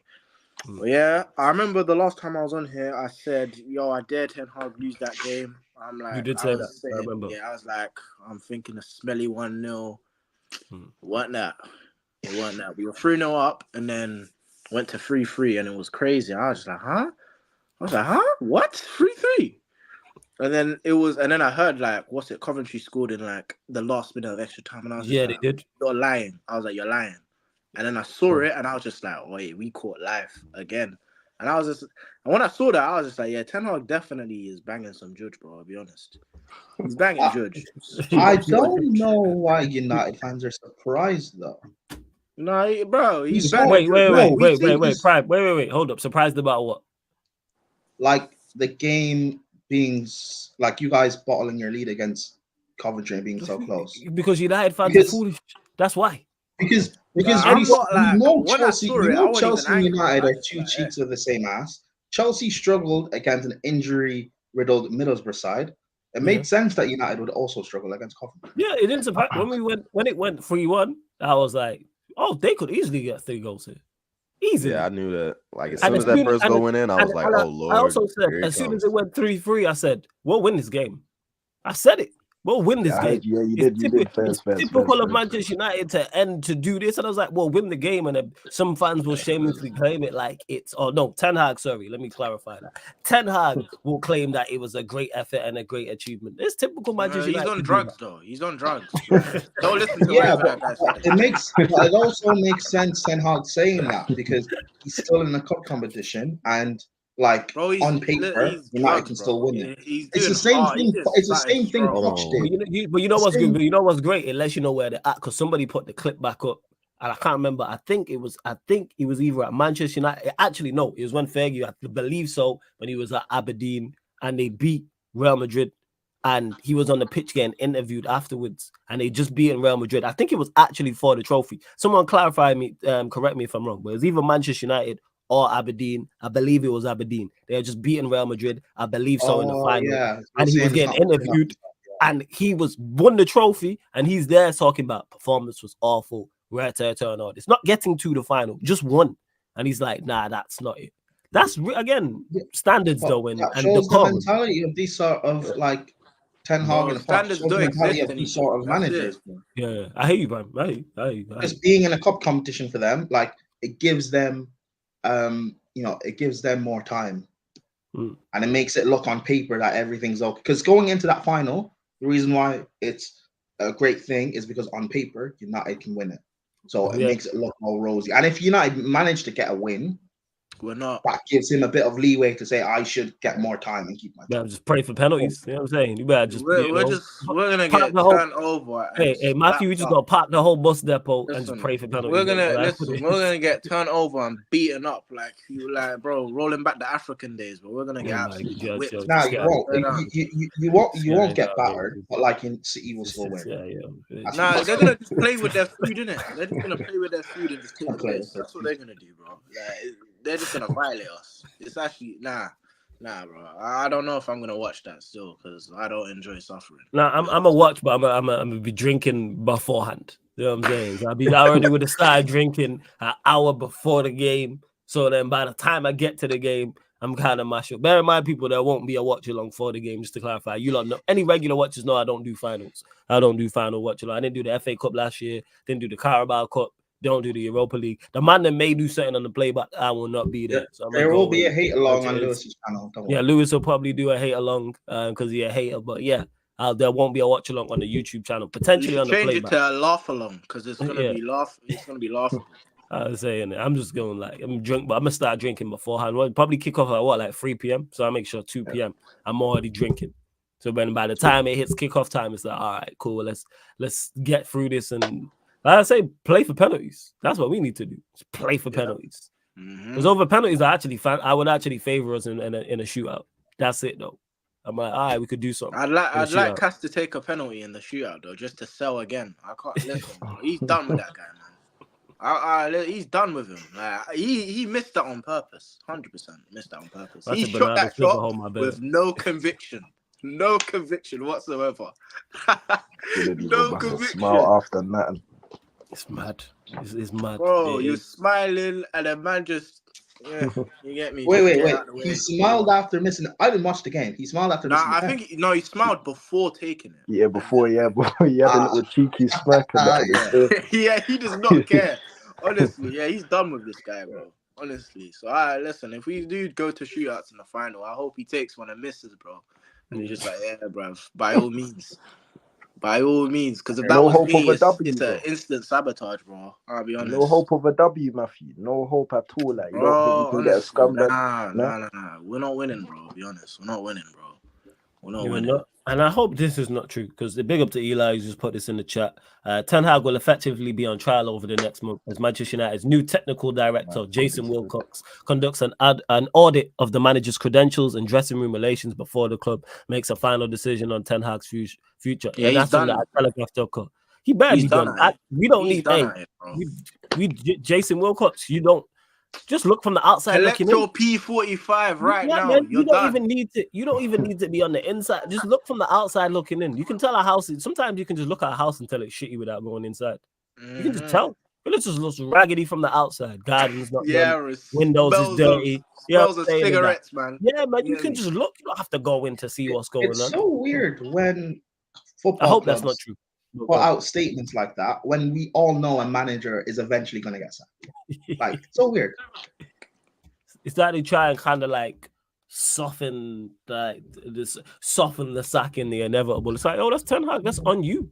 He's still our manager. We're still backing him. A month later, he's gone. Like, we know. Like an audit of it. What is there to audit?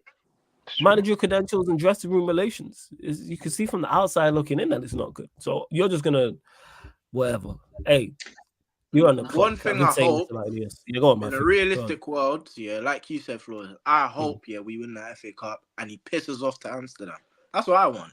Yeah, I want to leave after the FA Cup. Yeah, I just hope he sniffs his crack or his weed into flipping Amsterdam, bro. I hope we win that and he fucks off. Really, that's what I want. You can't take that risk, man. Bro, Chelsea lost the final. That's the problem. And the semi-final, and Poch might still stay. Can't take that risk. It's not where Poch can't stay with you. They can't keep Poch. You lot can't finish like 8th, 9th, or 10th, and he's like, like our managers can't stay. Poch, man. Long live Poch. I hope. Like, I Poch in, but he can't. Yeah, go on paper, on paper, there are a lot of positives. Yeah, that's what I was gonna say. Look at the Nero's face. Listen, all right, I'll rant about it. Bro, there's a lot of positives. God. Out of context, what? No, I'm saying there's a lot of positives. There's a lot of positives. I'm saying, go on. I'm listening to you. What are these positives on paper? What are the positives? Cole Palmer. Well, I don't agree with any of these, but like that's what I'm saying. So it's fugazi positives. People, yeah, Go like on. Okay, you know, yeah, first. Considering the injury crisis we've had, even though everyone else has had an injury crisis, not having Nkuku, not having Lavia and Reece James, still managing to get to a cup final and only losing it in extra time, even though we played well. Woo. Losing to Man City in a semi-final, even though we played well and should have won the game. Ooh, as bad as we've been this season, we are still within touching distance of finishing in the top 6, maybe potentially finishing in the top 4. But asterisk, that shows how shit the rest of the Premier League is. Facts. Agreed. Like, there's all these positive. The fact of we are unbeaten since the FA Cup, the Carabao Cup final in the league. Jeez. Or in all competitions, I should say. We're unbeaten. What? But yet no one's going to factor in that we couldn't beat a relegation Burnley team down to 10 men, couldn't beat Sheffield United. We scraped a win against a terrible Man United side. No one's going to mention any of these things. Even though we beat Everton 6-0, we probably should have won 6-3 with the chances that they got. No one's going to mention any of this, but whatever, it's cool. There's all these positives. What I'm worried about is all these quality managers that are potentially available right now. I'm worried we keep Poch, but we end up sacking him in November anyway. And then you miss the boat. Yeah. That's what I'm worried about. Hey, you know what that means is gonna happen, Prime? Super Frankie Lampard back to the bridge. Interim thing. Hey, that's what they're gonna do in November. I'm here for that. I'm here for that. Yeah, man. That would it be the third time he's been there if he goes back? Third time lucky, man. 3 times the charm, man. Love that. Yeah. Prime, just to clarify, what are you Poch up? Just to clarify, bro, I don't know, bro. Just to clarify, I haven't spoken to Prime in a long time, bro. You know, he's so bad, man. I've been smiling from ear to ear. And you know what? Hearing about United and Chelsea's and Arsenal Wolves, you know. I actually like. You guys don't know my thoughts on the cup final, but like when I casually yesterday, and I was on Zia channel, I actually gave Poch praise about the semi-final on Saturday. I actually gave him his. I'm not going to say flowers, but like I gave him praise because he actually set us up correctly, and the chances were wasted mainly by Jackson. He still shouldn't be here.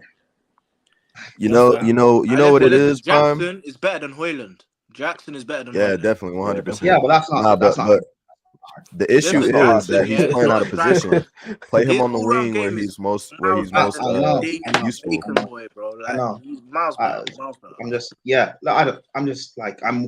That's my fear isn't about who they hire. It's about him staying.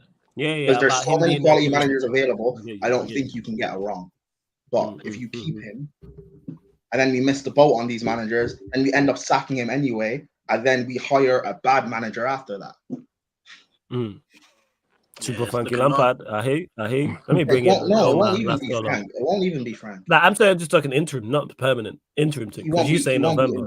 He won't be interim. You are reckon so? So let's say hypothetically Poch does get sacked in November. You think you go out and get a permanent manager? I don't know who will be. I don't know what the manager's like thing will be like by then. So first? I don't know. But no, first.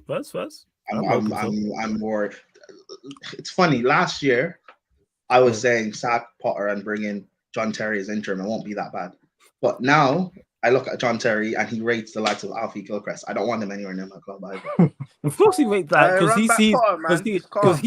he sees like the youth products coming through. He'll see like oh, that was me.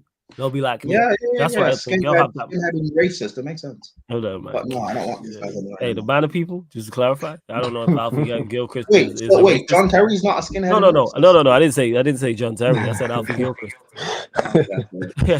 That's what it is. I'm not gonna put that. Come on, listen, we're all back here. Don't tell me you don't look at Alfie and think. Yeah. You know what? We're just gonna keep it stepping. Yeah. Oh my guy. What are you saying? My guy. What are you saying? Oh man, what's going on with you guys? What's good, man? Floor's yours, man. What do you want to talk about quickly, Omar? Well, where do I start? I could talk about the United game. I could talk about my team yesterday. So where should I go to? Whichever. Floor's yours. Okay, I'm going to talk about United game because that's the game I actually watched. I couldn't watch the El Clasico because I was working, and I kind of watched the game around the end of the game when funny enough when Coventry scored the penalty, right? And I didn't even see what happened. So I was like, okay, wow, this game has been so entertaining. Let me see what was the highlights of the game. And then I realized you guys were 3-0 up at 75 minutes. I was like, no. No. We were 3-0. No, we were 3-0 up. 70 minutes. We was 3-0 up. 70 minutes. Yeah. And I'm sitting there like, no. I feel like Ten Hag at this point, is he just trying to see how far can I push these fans? Like, yesterday I was watching the podcast, Back Again podcast, and I just heard you rambling on all of those stats. I was like, no. This guy is truly.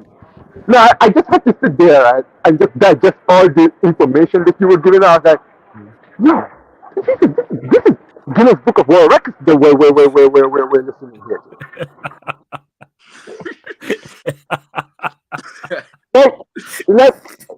Could you just that's probably one of the worst managers?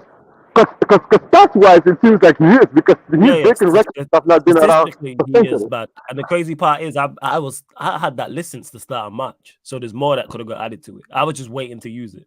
Like, I was just like, all right, cool. All it's gonna take. I was waiting really for a bad loss, but like if we would have lost to Liverpool either time, I would have said it then. But you know what the crazy part is? We won against Coventry, and I was like, fuck it. You know what I'm tired. This can't. You know what? I'm gonna be very honest, man. I was disappointed you guys won. I was like, nah, you know what it is? You guys don't deserve to be in the final after the way you guys played. I looked at it, I was like, no. Coventry will go win it on penalties. If United win this, right, he can't get away with this. I'm looking at this, I'm like, I'm not even a United fan, and I'm like, bro, just lose. Just lose, because I'm sorry, man. Ten Hag doesn't deserve this, man. The way he bottled that game, I was like, nah. You don't deserve to go to the final after this, man. You don't deserve to go to the final after this. But it was absolutely crazy and ridiculous, man. And as far as the Barca game, yeah, I didn't watch it, but I actually watched the highlights of the game. And you know what, man? I could go on a rant on VAR and everything, but I just feel like this season has just been that season where I'm like, listen, just like United fans, I'm like, bro, let's just end the season, man. Yeah, man.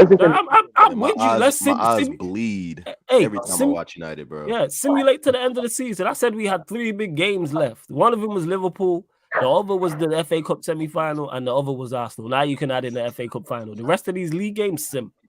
I really like. You can do on. That's what I said, bro. On FIFA, where you could just simulate. Yeah, just simulate. I don't want to watch the calendar. I don't see this shit. Yeah, just sim all, like, apart from the Arsenal game, FA Cup final. All right, it's a final, and then we move this manager on, and then we just start. We act like we don't. It didn't happen. Men in Black thing. The men in when they click that's what it is this season. And you know what's good? Because last week I was on your show, right? And do you remember the vibe I was in last week? Do you remember? We were talking about the Barca PSG game, right? Yeah, the Champions League. And what did I tell you? What did I tell you? I told you we're not going to win.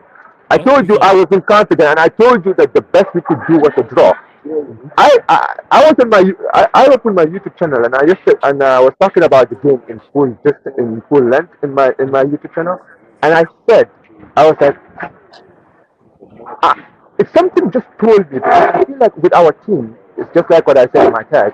We don't have leaders. We don't have those players who can look at this team of young players and say, you know what, we got to win. It was another win, but these guys can still come back.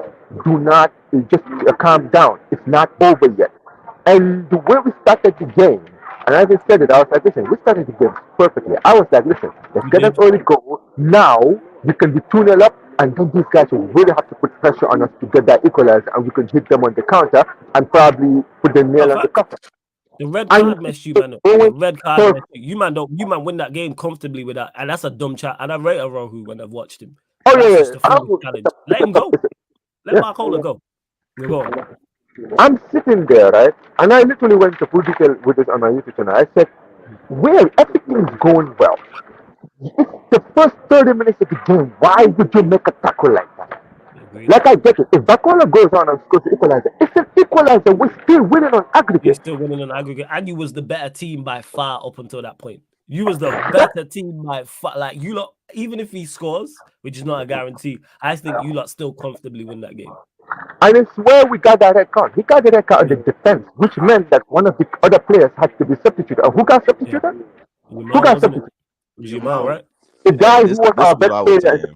Yeah. This is what I was saying. He should have took off Lewandowski and he should have left Lamine Yamal and Rafinha up top. And then Lamine Yamal, you could either play split strikers or you can have Rafinha drop on the outside and then just play Lamine forward and then have Rafinha come up and help him out whenever they get a chance. You know what I'm saying? I think Lewandowski was the right person to be substituted, but we all know that Lewandowski wasn't going to be. I knew he wasn't going to get substituted. I'll be honest, right? I was just cussing. Like I lost my head. When that red card, and I'm talking about the red card. I'm not even talking about after what happened to the red card. When that red card happened, I just lost my head. I was like, oh my flipping God. In this early in the game, now you've not only given them an advantage, but now we have to let go of one of our players and now so much pressure. And you saw that, and I literally was sitting there after that for red card. I said, please, let's just go to halftime with a 1-0 lead. That's all I want. Let's go now at halftime, regroup, change the tactics, do something, and then these guys will definitely be rattled because now they're 2-0 down at halftime and they need to go all out for it. When they scored that equalizer, flawless, I promise you, when they scored that equalizer, bro, I nearly turned off my TV. Because I was like, yo, PTSD, Liverpool, and the Cancelo challenge as well, which was stupid. You don't need to make that tackle. Why I said that while I was watching the game, and he made the tackle because of Dembele's poor touch, but Dembele is not going to score from there. Stand him up. Why are you diving in? This is why I said we don't have leaders. We don't have those players in the team right now. The Iniestas, the Busquets, the Messi, those guys who could just look at the players and say, listen, it's 1-1, calm down, relax. I know we're 10 man down, just relax, let's just take our time. You could tell after that equalizer, the players were beginning to feel the pressure because now they were like, oh shit, we're 10 man down. If they score, they equalize on aggregate. So they were thinking, let's not fuck this up. And they got rattled. And that's when I knew that from the way they reacted to the red card. I said, if these guys equalize before halftime, our players are going to be rattled in that second. And literally, bro, how many minutes did it take for them to score that second goal in the second half? Like what, 4 minutes? Yeah. And that's when I knew. I said, bro, here we go again. We're about to get battered. And it literally happened that same way. And I said this. I said, listen, people are going to say, oh, but it's not Araujo's fault. And I'm like, listen, Araujo was stupid. That challenge made a huge impact into what happened to the rest of that game, right? Because we're 1-0 up when you make that tackle. You don't need to make that tackle that early in the game. If this was in the second half, and let's say we were 1-1, and then that was the one that was going to equalize, and then you got that attack, fine, I get it. That makes sense. Yes. Really. Yeah. It's game management. So I fully hear what you're saying. I think it's a daft challenge. And you know what Gundogan said? Gundogan even said, listen, we only have ourselves to blame for that. And I agree. And a lot of people were criticizing. I'm like, listen, this guy's a treble winner, a leader of men, a man who captained Dortmund and Manchester City. You can't talk to this guy. Just shut the hell up and listen. This guy has been there and done it. No, this guy could tell these young players, bro, they haven't experienced winners like this guy. So when he's sitting there telling you guys it's your fault, don't blame anybody. You were stupid in the way you guys approached the game, and you guys didn't handle it well, going down to 10 men. I mean, that's what pissed me off. I said it, man. I was like, the reason that defeat hurt is because that PSG team was not good, bro. We didn't lose to the better team. We shot ourselves in the foot, and then these guys took advantage. That's literally what happened. Look at Mbappe. He scored twice, but can you say he was the best player? Oh, no, he was rubbish. Mbappe's my guy, but he was rubbish. And I'm a big Mbappe fan, but he was terrible in that game. That's what I'm saying. I'm like, Bruno burst. That's what that was. Trust me, United fan. I've seen that 2-goal game many a time. Trust me. Oh no, right. The fact that he missed the city was criminal. Regular, all the time, man. See Matthew, Don't match it all the time. We seen Bruno score a goal and be awful. Scummy penalties, bro, all the time, man. Hey, listen, that's been Saka all season. Terrible, but he scumbags a goal or an assist. Yeah. Hey, Saka and Bruno can't be in the same convo, man. Listen, hey, Bruno's a scrub, man. Hey, Bruno's You know what? been a scrub, bro. That Ratatouille looking bastard, man. Oh, I hope he God. needs to. Hey, I banner hope he people. needs to scrub. Let me tell you something, Flawless. I was born in the late 90s, right? I got to watch football at a very early age for my thankfully. When I started watching football, the people that I used to watch were guys like Zidane, Ronaldinho, players that you never back then stats didn't exist. You watch play, you debated players based on what you saw them do on the pitch. You look at today's generation. Stat pattern has ruined football so much now, right?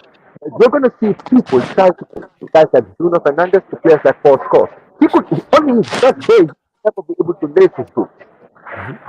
But the problem is, if you ask people, oh, why do you think Bruno is that good? They will start putting numbers. Oh, he scored this amount of goals, this amount of who cares? Literally who cares, bro.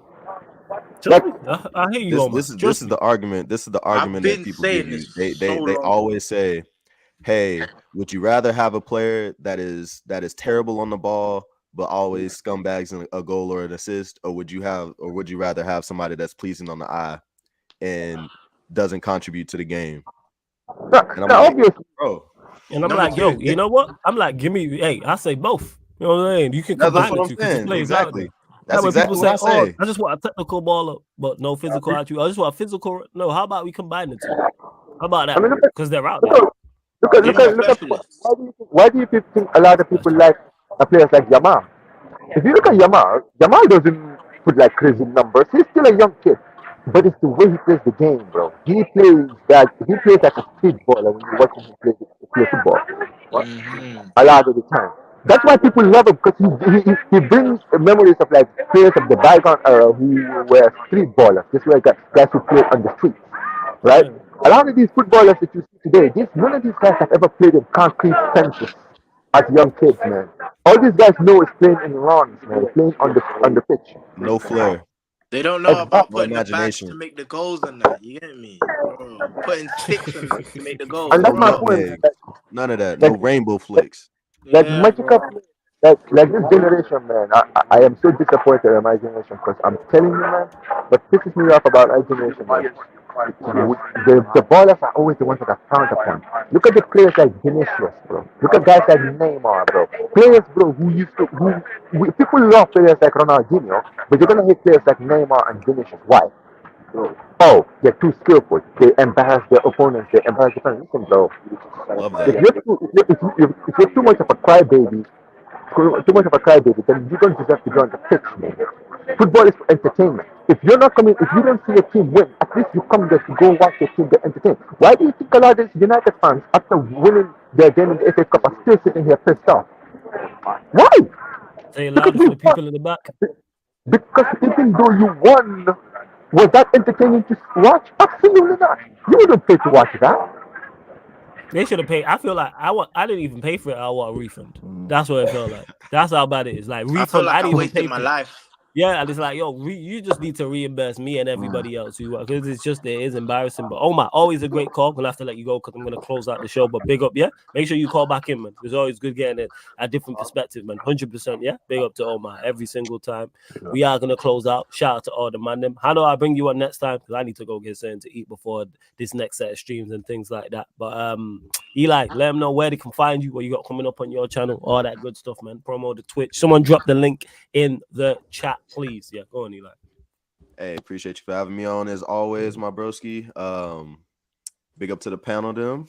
Big up to the chat as always. I'm definitely gonna be streaming today on my Twitch. Book of Eli. I'm gonna be streaming Rise of the Ronin, and then I may stream some FM later. I'm not sure yet, but I definitely will be streaming Rise of the Ronin. I've been slacking. Got to get back on the grind. And then also going to be on the playback later tonight to watch some of them playoff games. It's going to be fire. It's going to be fire. It's going to be entertainment. And then going to be on Mud Brothers in the next 30 minutes on Sheik's channel. Love that. So make sure you subscribe to Eli's channel. Well, follow, should I say, on the Twitch, _book of Eli. Make sure you head over there. Obviously, Sheik TV, links underneath in the description. Also on the featured channel page.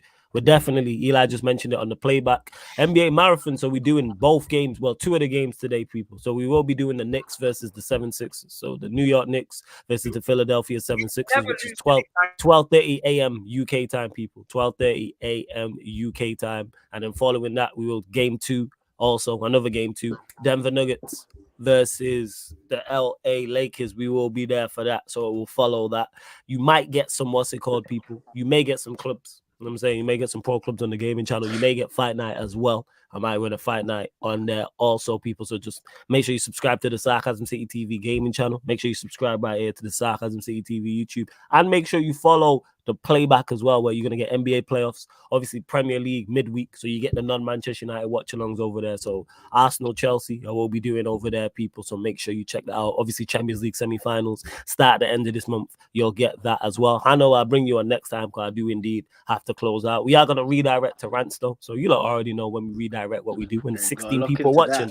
16/10 people. You already know. That's how we raid, man. You put 16/10. That's how we raid. That's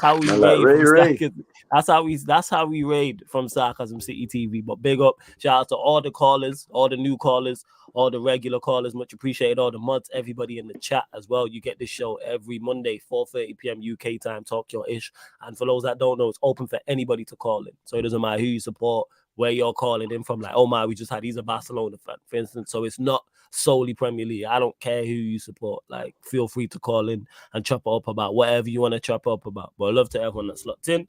This has been Talk Your Ish, the fan calling show live on the Sarcasm City TV YouTube. Thank you very much for tuning in. Watch out. That's it out.